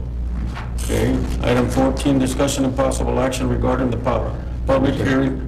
That's what we just did. That was a one to do. I'm sorry, 15, consideration approval of reclassification investigators to Assistant District Attorney for the District Attorney's Office. Sir? Commissioners, this is an item of just a reclassification of a position. The HIDA grants that we work with, they're in the process of reorganizing or changing their procedures. So as a result of that, we want to change slot 42 from an investigator's position to an assistant district attorney's position. and then transfer some funds out of slot 90, which is also an investment. For a second, can I register my vote on the tax rate to be the vote in favor of the current tax rate? That's what we did. We did. Yeah, but I need to But he report. wants to go Oh, I wanted to record And it goes on the notice. Okay. So let me We vote again. I move that we approve the dates and tax rate. There's a motion by Commissioner Garza, second by Commissioner Wood. Those in favor say aye. Aye. Opposed? Thank you, Judge. Please don't interrupt us like that again. Proceed. Yeah, and yes, sir, go ahead. Anyway, this is just a reclassification, Commissioners, to slot 42 as an assistant district attorney's position and moving some funds from slot 90, of Fund 92, to that position to completely fund it. Slot 90 will still retain some funds as an investigator's position. I believe all this is coming out of, if you're on your handout, out of Fund 100. It's related to Fund 100. And what's Fund 100 again? The general fund. The funds left in slot 90 won't be very significant. Less than. What is slot 90? I believe, as I understand it, slot 90 is also an investigator's slot, but What's the total amount of salary dedicated to that slot? 38,000. And we're taking 24,000 out of that? approximately Or 23,900? 23,920, Commissioner, will be moving over to slot 42 for this assistant BA position. So in essence, we might as well just delete that slot 90. There's only 14,000 left. I think, my understanding was they wanted to retain slot 90 as investigator's position.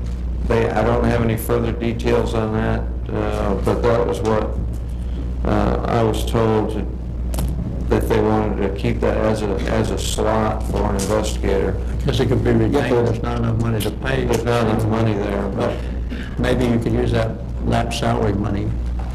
yeah, I don't know. That was all they told me. They wanted to just retain it as the slot. Granted, there's not enough. Well, why is, Go ahead. you know, we're doing this because of HIDA grant changes, right? Yeah. But I mean, the HIDA grant didn't just come in. The HIDA grant has No. been here for a number of months, a year. It's been here for a while, but apparently there's HIDA's doing some reorganization, and as a result of that, we need to fund this assistant district attorney position, and that requires us to do it by requesting slot redesignations. What's slot 42? Slot 42, as I understand it, Commissioner, was an investigator slot. And so to use those funds for an assistant district attorney, we have to comply with the county, we have to reclassify it. So the individual there is going to be hired as a new attorney? Right, actually, yes, he is an assistant district attorney. I believe he's in that position, and so we're And you're trying to- saying to also keep the slot. That's what they advised me. It don't make sense to me. Well, they want to keep the other, we're talking about two slots here. We're transferring funds from slot 90 to slot 42, and then just leave slot 90 as it is, even though it's underfunded. Is this for the current fiscal year, or is this like today for? I think this is current, Your Honor, Commissioner, because we have an attorney, we've moved into that position for some specialized work that he's doing. Actually, another slot is being created. Unless, Actually not, no. The Slot slots there- 42 is just being reclassified as an Going from assistant an investigator to DA an slot. assistant DA. So what's yeah, happening? but you're saying you still want that slot for an investigator. Slot 90. They want slot Slot 90. 90, See, it's 90 and 42. exactly. You know, we might have to get back to you on another agenda on that, but they just, you know, advised me that they wanted to keep slot 90 available for an investigator. If you're interested in eliminating slot 90, I'd have to confer with the district attorney and then probably come back to you on a subsequent agenda, if that would be all right with the court. Well, there's not gonna be any money There won't left. be any That's money true, for that's that. true, but they didn't give me any So other they just said information keep the yet. slot, but you're not asking for money for that We're slot? not asking for money, Well, how will that slot be funded in the new budget? It would be funded at the 14,000 or whatever is remaining. And I don't know if... In the new budget? Correct. If the court approves that. Okay. Yes, it would. Because we're transferring everything That's else out of all. it. Correct. That's the way it would stay. It's going to stand it. I mean, I could get back to the court on that with more details if the court would like on that particular 90, the remaining funds in slot 90.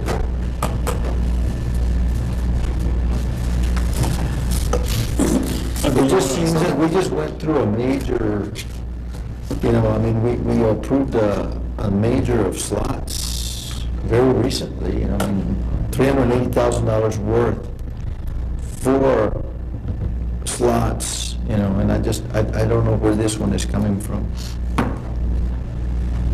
All I can tell you is that we have transferred somebody to, I believe, is my understanding, an attorney who has worked to a different division in the office, who is working more directly with HIDA funding, and to comply with the grants and the county's regulations, we've got to reclassify that slot. And there's no more money involved, it's just simply reclassifying the slot to comply with all of those. Well, there is more money There is involved. more money, though. Or There's- did I misunderstand? There's $24,000 more money. Well, but it's moving from one slot to, we're asking just to have the money moved from slot 90 to slot 42. Are these HIDA If funds? they- These are general fund monies, right? Yes, both of Yeah. them 100. But if they don't come back and request for slot 90 to be refunded, then there's no difference in the amount of money. Right. We're just shifting one to the other. But slot 90 is there at 14,000, and that won't fill the No, position. so- Right now, you're not asking for money for slot No, 90, no. so, okay. No, not at all. It's just, And I think the issue would come up on 90 if they wanted to fully fund that, then you would have a valid issue to but discuss we don't that have that issue right in now. detail, It's not there right now. but not there at the All right. present time. Do you want to approve the slot, or As long as we're, do you want to? with that clarification, I'm willing to approve I what think, you're I asking. think, we're just asking for an approval of the reclassification of the slot from investigator. And they're telling us where the money's coming from one of their other slots. Right. Okay. Move to approve. Second. Okay, there's a motion by Commissioner Wood to approve item 15, second by Commissioner Garcia. Those in favor say aye. Aye. Opposed? Thank you. Did we do 17? I don't remember. No. Okay. Item 17, consideration and possible action regarding the recession of the acceptance by the Cameron County Commissioners for the tax sale of Lot 15, Block 14 of the 10 Mark Heights subdivision. Good morning, Enrique Penny here on Good behalf of... afternoon. Here a long time. Yes, sir. It's keeping track. This is a request, this property was overlooked by my office. It shouldn't have been put on tax sale. This is on the list of repurchased properties for the county's looking into. And we just ask that we rescind the offer made by from the tax sale. And this property is gonna be put back in, held in trust in the county's name until we get all the Delmar Heights properties together for one repurchased by the county. I think last week you asked about where it was located. and Right. At the time, they thought We it was overlooked it, located I up apologize for front. that. But It was located, You Too bad. not sell it to anyone because they can't get any coverage So permits moved. for. Second. There's a motion to approve item 17 by Commissioner Wood, second by Commissioner Garcia. Those in favor say aye. Aye. Opposed? Do I look like John? I'm sorry, I didn't. That's I hear okay. echoes from this side. Thank you. That's it, thank you, sir. Thank you. Have a nice afternoon. We approve the travel and I don't believe so. No, we haven't done that. Number 7. Number 7. Number 7, Pete? Okay, let's go back to number 7. Item 7, update and/or report on the Hammer Enterprise Justice of the Peace software system. Yes, go I ahead. believe Mr. Hamer is not present or anyone from the I'm not here to speak on behalf of Mr. Hamer whatsoever. I'm just going to give you all the calendar of events that we've been having with Mr. Hamer. Not very detailed. There has been meetings that Mr. Hamer has not come to, has not, the Justice of the Peace, and I guess I'll speak on behalf of the rest of my colleagues because they all were very hungry and left. And the bottom line, Judge, I have to give a lot of credit to Judge Salazar and her staff. They have been working diligently with Mr. Hamer, but Mr. Hamer is just not producing.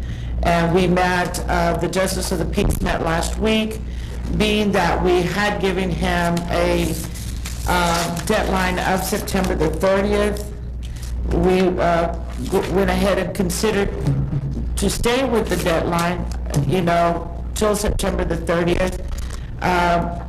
In the meantime, we are looking at other vendors. Some of y'all might have been getting some calls from the Justice Professional Solutions. They came and gave us an in-service last week.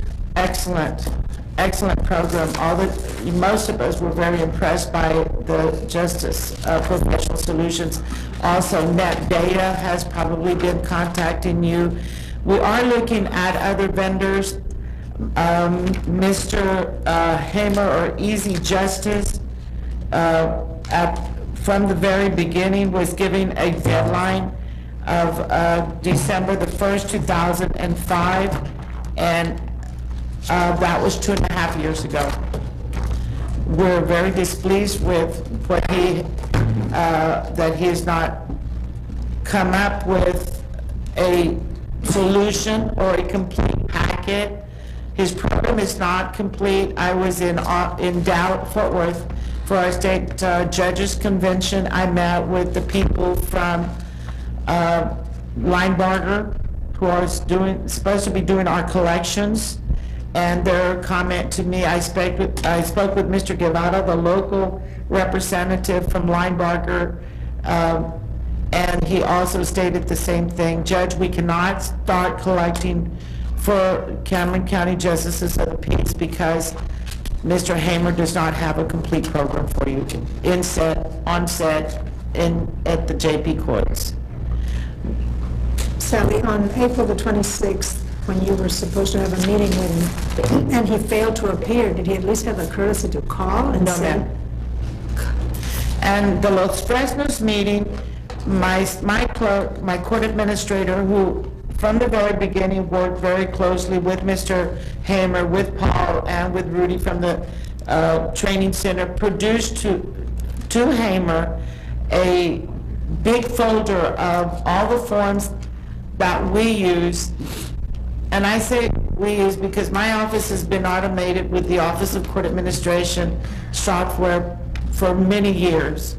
And we produced to them or gave them all the forms that are state mandated for our courts, and those forms have, to my knowledge, have still not been implemented in his program. What they did with them, we're still questioning that. At the meeting in Los Fresnos, my court administrator, Pat Garcia, specifically told Mr. Hamer, please come sit down with me, let me show you what I dislike about your program or what actually is not beneficial for us yet. He did not show up to my office. He did not call my administrator. The next meeting, I approached him with it, and he, turned it around. He said, Ms. Garcia did not contact me or call me, and my comments to him was, Mr. Hamer, you work for us. You work for us. You're working a project for us, and I think that if you felt Ms. Garcia was supposed to call you, at least you could have called us or called me and said, Pat did not call me, but I'm here. Let me interrupt just a second. Sure. I know that I submitted an item and you submitted an item, John, on this meeting, and they were worded a little bit differently. Did you call Mr. Hamer, John? No, I did not. I did talk to Rudy, and on Rudy's behalf, he did send us some information that he was going to be out of town and tried to vet us in, but I really think he needs to be here. Rudy was going to be having a meeting with Hamer last Friday and explained to Mr. Hamer that we were going to have it on the agenda, and it would be good for him to be here to bring us up to date where he where he's at on the project. This is one of these that, you know, it's been going on for way too long. We spent a lot of money for Hamer to design it and build it and get it implemented. It's not completely done yet. I don't think we spent a whole lot of money on it. Well, $99,000, and then Well, apparently... at the time that we're losing. We've already... Exactly, we're just spinning our wheels, and I know Well, Armando... but I think the arena that needs to happen is we need to get Mr. Hamer before this commissioner's court, because I noticed that the JPs get together and vote on an issue, but the only ones that can go into a contract with a vendor to expend taxpayers' money is this commissioner's court. And you're absolutely right. Right. 2.5 years ago. But on January 30th, you know, the commissioners voted to continue the project. Well, the project continues until we decide that it's time to stop it. Is that not correct? Correct. Okay. So what I would like to do, and you know, I'm not satisfied at all with that, you know. There is a deadline set for September the 30th there that was agreed upon by the parties. What I would like to do is put this item on the agenda next week, and have him be present, and if he cannot meet that September 30th deadline, just have a cancellation of the contract and... We've also got a question about, apparently we've already paid one $15,000 statement for support services. He's billed us for the second one, and we don't have a system yet, so I'm not sure what he's supporting. What is he doing? Commissioners, if I may, I'm here on behalf of Judge Salazar. We are satisfied with the program.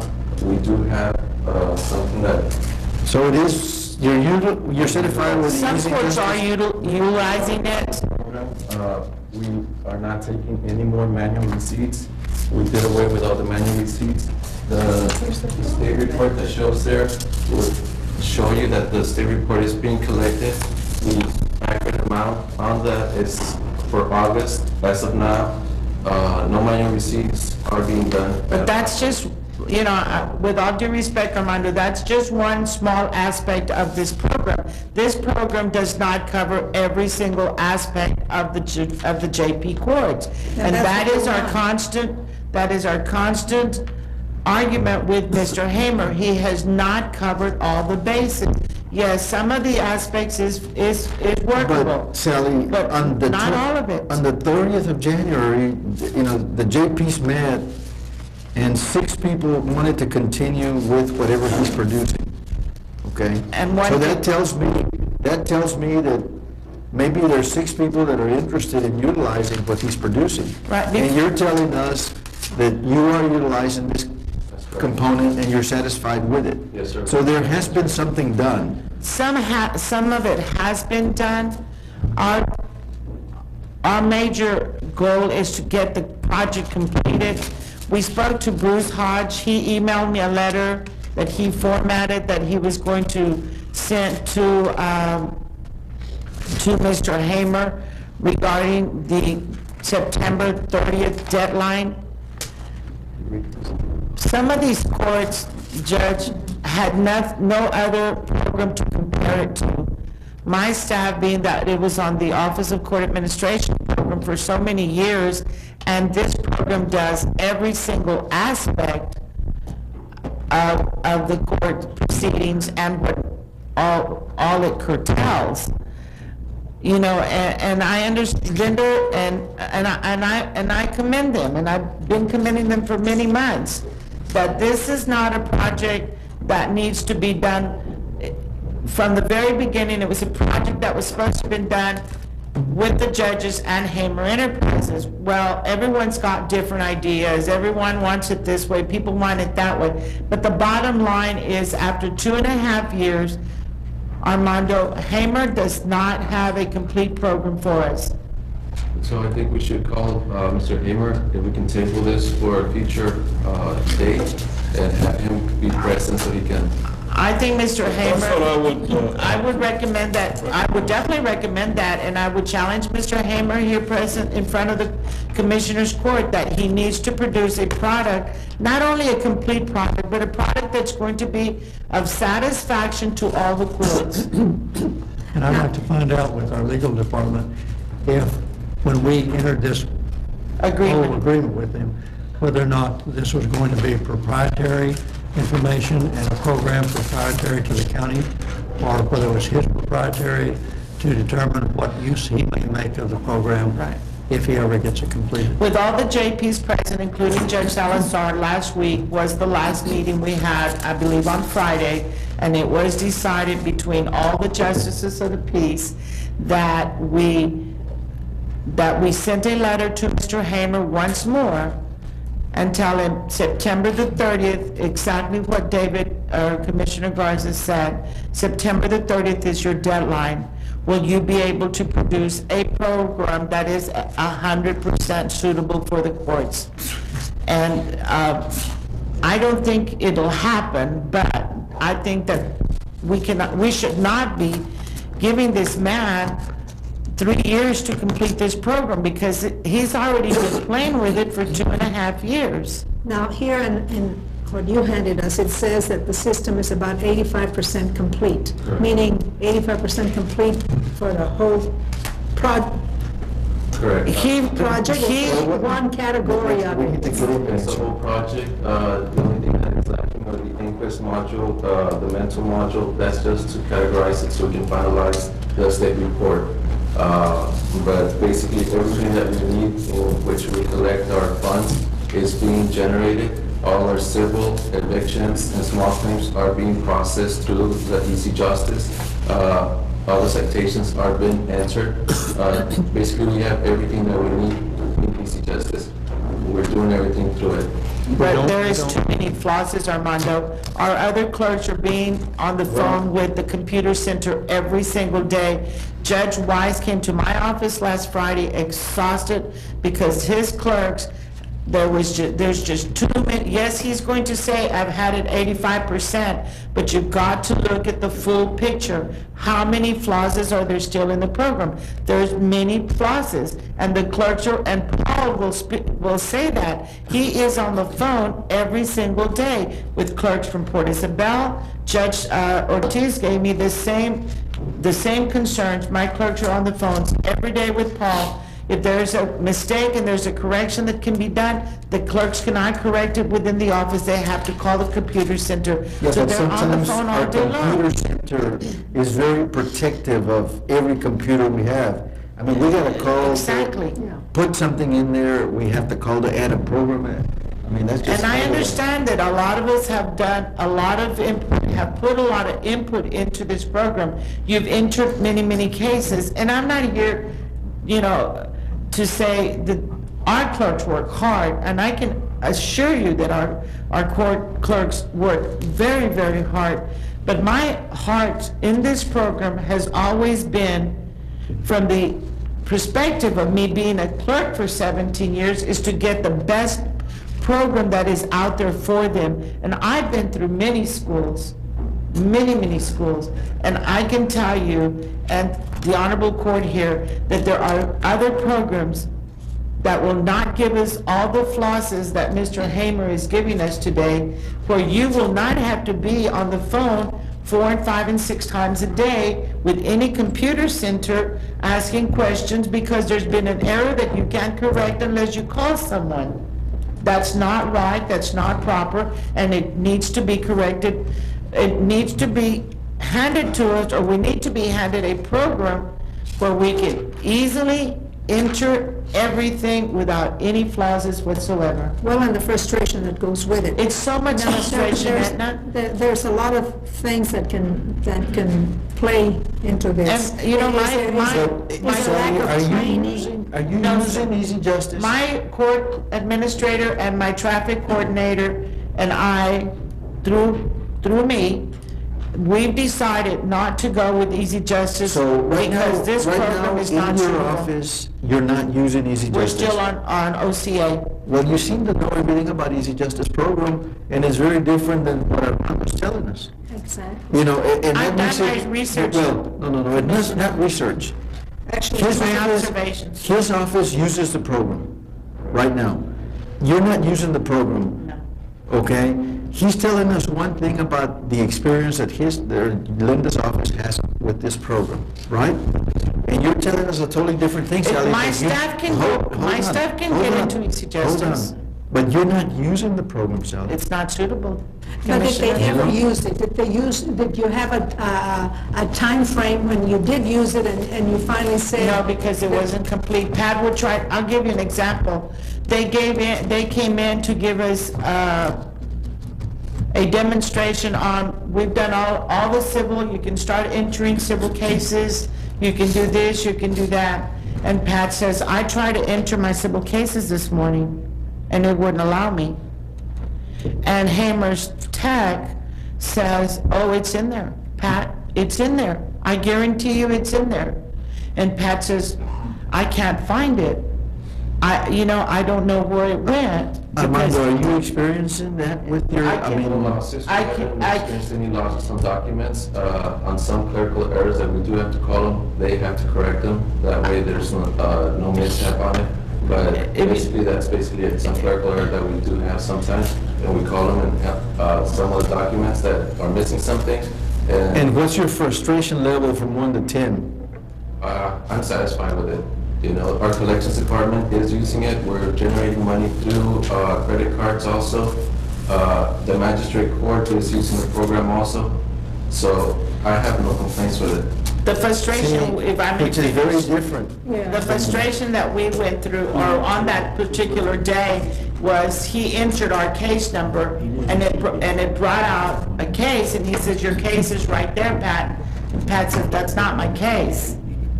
When did you go Linda live? says- Linda's clerk says, that's my case. When did you go live on this, or when did you start using it? Of this year? So, But what about? March of 2005, right? You've been in the program for like a year and a few months already. Okay. What about the other JPs? Judge Sanchez, Julian Sanchez, showed that he is not happy with it. Judge Garza, David Garza, at our meeting, and I'm just going by what we discussed on Friday's meeting, his clerks are not real happy with it.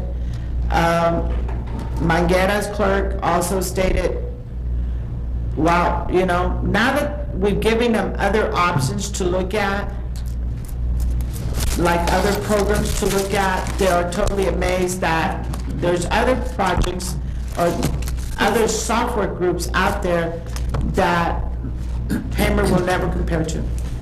Well, I think that Mr. Hamer should have been here today. He should I'd like to entertain a motion for someone to table this. Second. So there's a motion by Commissioner White, second by Commissioner. And we put it on the agenda. We need to put it on the agenda. Put it on the agenda for next week. And maybe he had a commitment, I don't know. So And I'd love we to need bring my court administrator, Pat Garcia, who's been a court administrator for 10 years, that will gladly let you all know exactly, or more aspects But I as think to that, what. I think that, we need to look at possibly Judge Salazar's office also, because it. And I understand that, Judge Garza, Commissioner Garza, don't get me wrong, I understand that, but I also want them to understand that, yes, the traffic might be great, but that's not all the aspects of this program. There's too many Yeah, but other aspects of they the list a program. lot of things here on this paper that they're doing with it, more than traffic. I'd like to know. Okay, there's a motion to table. And a second. Those in favor say aye. Aye. Opposed? Thank you. Consent items and travel? The consent is 22 through 31. You've already voted on 22 through 36. Okay. 22 through 31 of consent. I have a question on 24. How many people are on that Housing Finance Authority? I believe it's 5. Five, and how are they appointed? Is judges appointment all through or what? Commissioners Court, 32 down, yeah. Commissioners Court, what, that's reference to the bottom? Yeah, it's- Commissioners Court appoints? Yes. Is this in any way, shape, or form, like, does each commissioner have a certain person on there that they appoint, or? I'm not sure if on this particular board, it's, some boards have by their bylaws or by legislation that it's an actual appointment by each commissioner.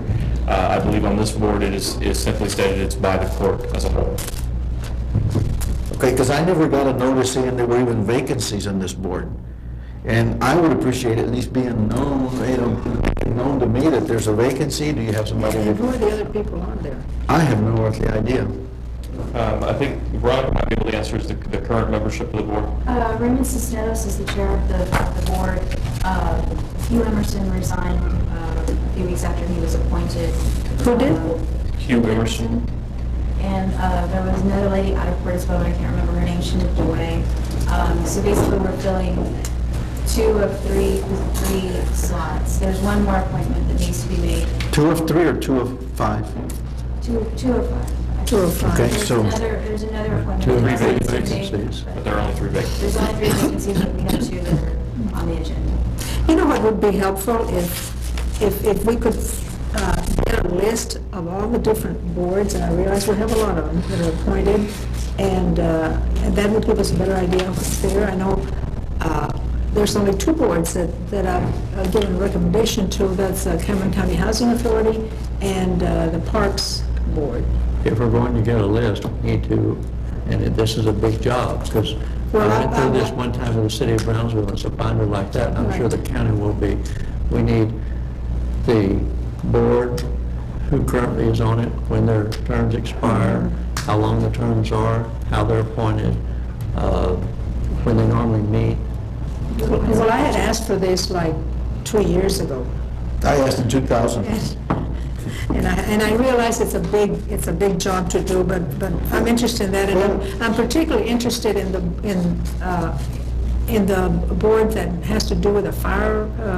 Emergency services Yes, district. I've been researching that, and I really need information on that. Yeah, that board, I can get with Hilda in the PD&M department. She acts as the administrator for that. Well, I called It's- Hilda, and she was quite defensive, and I wish she was here, when I started asking her questions about it. And I realized it's a separate board, but what I wanted to know from her, even though it's a separate board, they decide how, they pass on the money, she said, and then that's the end of it. Well, I don't think it's the end No, of it. they have a lot to do I with think- what happens with Well, that that's money. not what she told me.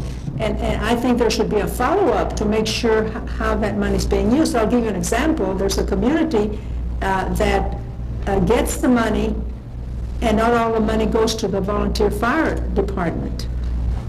And I've been inquiring, and one of my constituents is helping me on this, because I have a lot of volunteers, asking when their next meeting is going to be, and we haven't been able to get an They're answer. posted, that I do know. That's, actually, there's one that's coming up very soon. But we wanted to know beforehand. We didn't want to have to wait and say, well, where is it posted, and be looking for it. Yeah. So that's one in particular I want more information on. I'd just like to know so that, we can have an opportunity to inflict pain on some of these boards. Okay? Well, if they Get deserve some it. people that ask questions, get some people that And- can, Well, and praise them if they do a good job. and A lot at the of them same do. time, give us information. I mean, Okay. it's, my liaison to things that happen in other than my little arena is through folks in the Housing Authority Board, through folks on the Airport Board, through folks on, This is the housing finance. Right. If we could ask the table item, travel item 37E, the district attorney's office called that trip actually was not taken. Which one was that? I'm sorry. 37E. 37. I'd like to ask on item 22, I assume that money is in place, and that's what it was intended for? Yes. Nobody, yes? Okay. I'd like to ask for, entertain a motion for consent items 22 through 31, and travel items 37A through 37Q. Tabling E. Tabling E.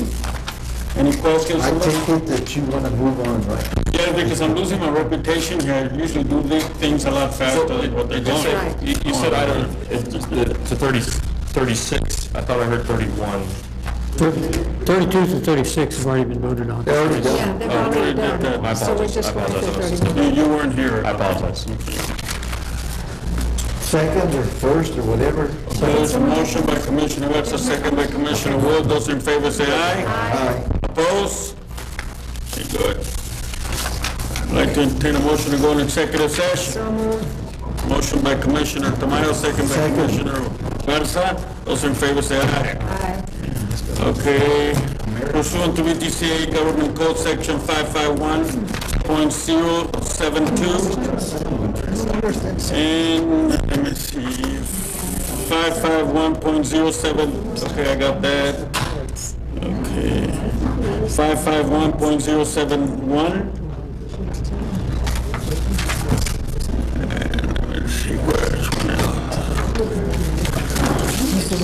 And pursuant to ETCA code, ETCA code section 551.07, what is it, 1?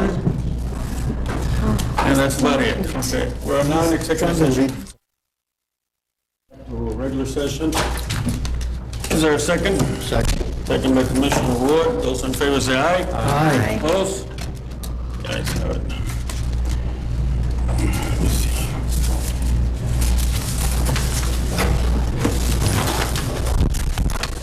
Our first item on executive session is 38, actually 39A. Confirms Commissioners Court Legal Counsel concerning issues relating to possible acquisition of real property for the Dancy Building renovation project pursuant to VTCA Government Code Section 551.072. Move to acknowledge report of council and lease agreement to the Bestedo, for the Bestedo parking. Second. Okay, there's a motion by Commissioner Hart, second by Commissioner Tamayo. In favor say aye. Aye. Opposed? Ayes have it. B, motion to table. Well, read it. Second. You need to read, okay. Deliberation regarding real property concerning acquisition for a right-of-way for the West Railroad project pursuant to VTCA Government Code Section 551.072. Move to table. Second. There's a motion to table by Commissioner Wood, second by Commissioner Tamayo. In favor say aye. Aye. Opposed? Okay, C, deliberation regarding real property concerning the possible acquisition of property in Port Isabel pursuant to VTCA Government Code Section 551.072. Move to acknowledge report of council. Second. Okay, there's a motion by Commissioner Garza to acknowledge report of council, second by Commissioner Tamayo. In favor say aye. Aye. Opposed? Okay, D, deliberation regarding real property concerning acquisition of parcel 160 for Primera Road project in the Primera Precinct Number 4 area pursuant to VTCA Government Code Section 551.072. Move to approve the purchase for $602. Second. Okay, there's a motion by Commissioner Wood to approve the purchase of $602 by Commissioner Wood, second by Commissioner Tamayo. In favor say aye. Aye. Opposed? Okay. E, deliberation regarding real property concerning acquisition of parcel 2 for Primera Road project in the Primera Precinct Number 4 area pursuant to VTCA Government Code Section 551.072. Motion to purchase for $1,238. Second. Okay, there's a motion by Commissioner Tamayo to purchase for $1,238, second by Commissioner Wood. Those in favor say aye. Aye. Opposed? Okay. F, deliberation regarding real property concerning acquisition of parcel 42 for Primera Road project in the Primera Precinct Number 4 area pursuant to VTCA Government Code Section 551.072. Move to approve the purchase for the amount of $707. Second. Okay, there's a motion by Commissioner Wood for the purchase of $707, second by Commissioner Tamayo. Those in favor say aye. Aye. Opposed? Okay, G, confer with Commissioners Court Legal Counsel concerning Cameron County versus BFI waste collection, cause number 2005-07-3905-A, and BFI Waste Services of Texas LP versus County of Cameron and Red River Services Corporation of Texas, Inc., cause number B-05-279 for discussion on status of cause pursuant to VTCA Government Code Section 551.071. Would you state the motion? Yeah, Richard? I think we make a motion, Commissioner, to approve removal of the counterclaim in the BFI state court case to federal court. So moved. Second. Okay, there's a motion by Commissioner Garza, second by Commissioner Wood. Those in favor say aye. Aye. Opposed? Note my abstention on G. One abstention, okay. On G, right? You said G? Yes. Okay. Those in favor say aye. Aye. Opposed? Okay. H, confirm with Commissioners Court legal counsel concerning Red River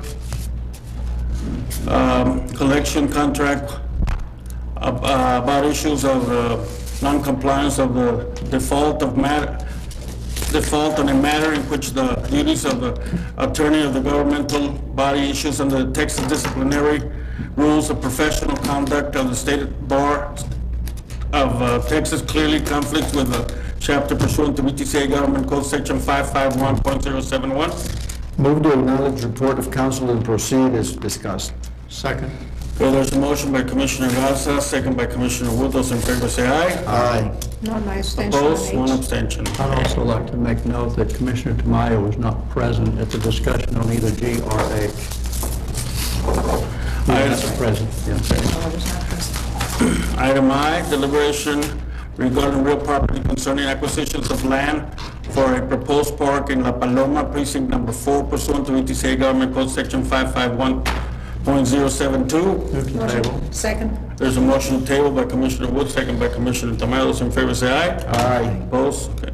J, deliberation regarding real property concerning the status of negotiations of properties for partial 1, Ebony Road in the precinct number 4, are pursuant to VTCA Government Code Section 551.072. Motion to table. Second. There's a motion by Commissioner Wood to table, second by Commissioner Tavares. In favor, say aye. Aye. Opposed? Any other questions? Motion to end the meeting. Motion to adjourn by Commissioner Garza, second by Commissioner Tamayo. In favor, say aye. Aye. Opposed? Thank God. No rules on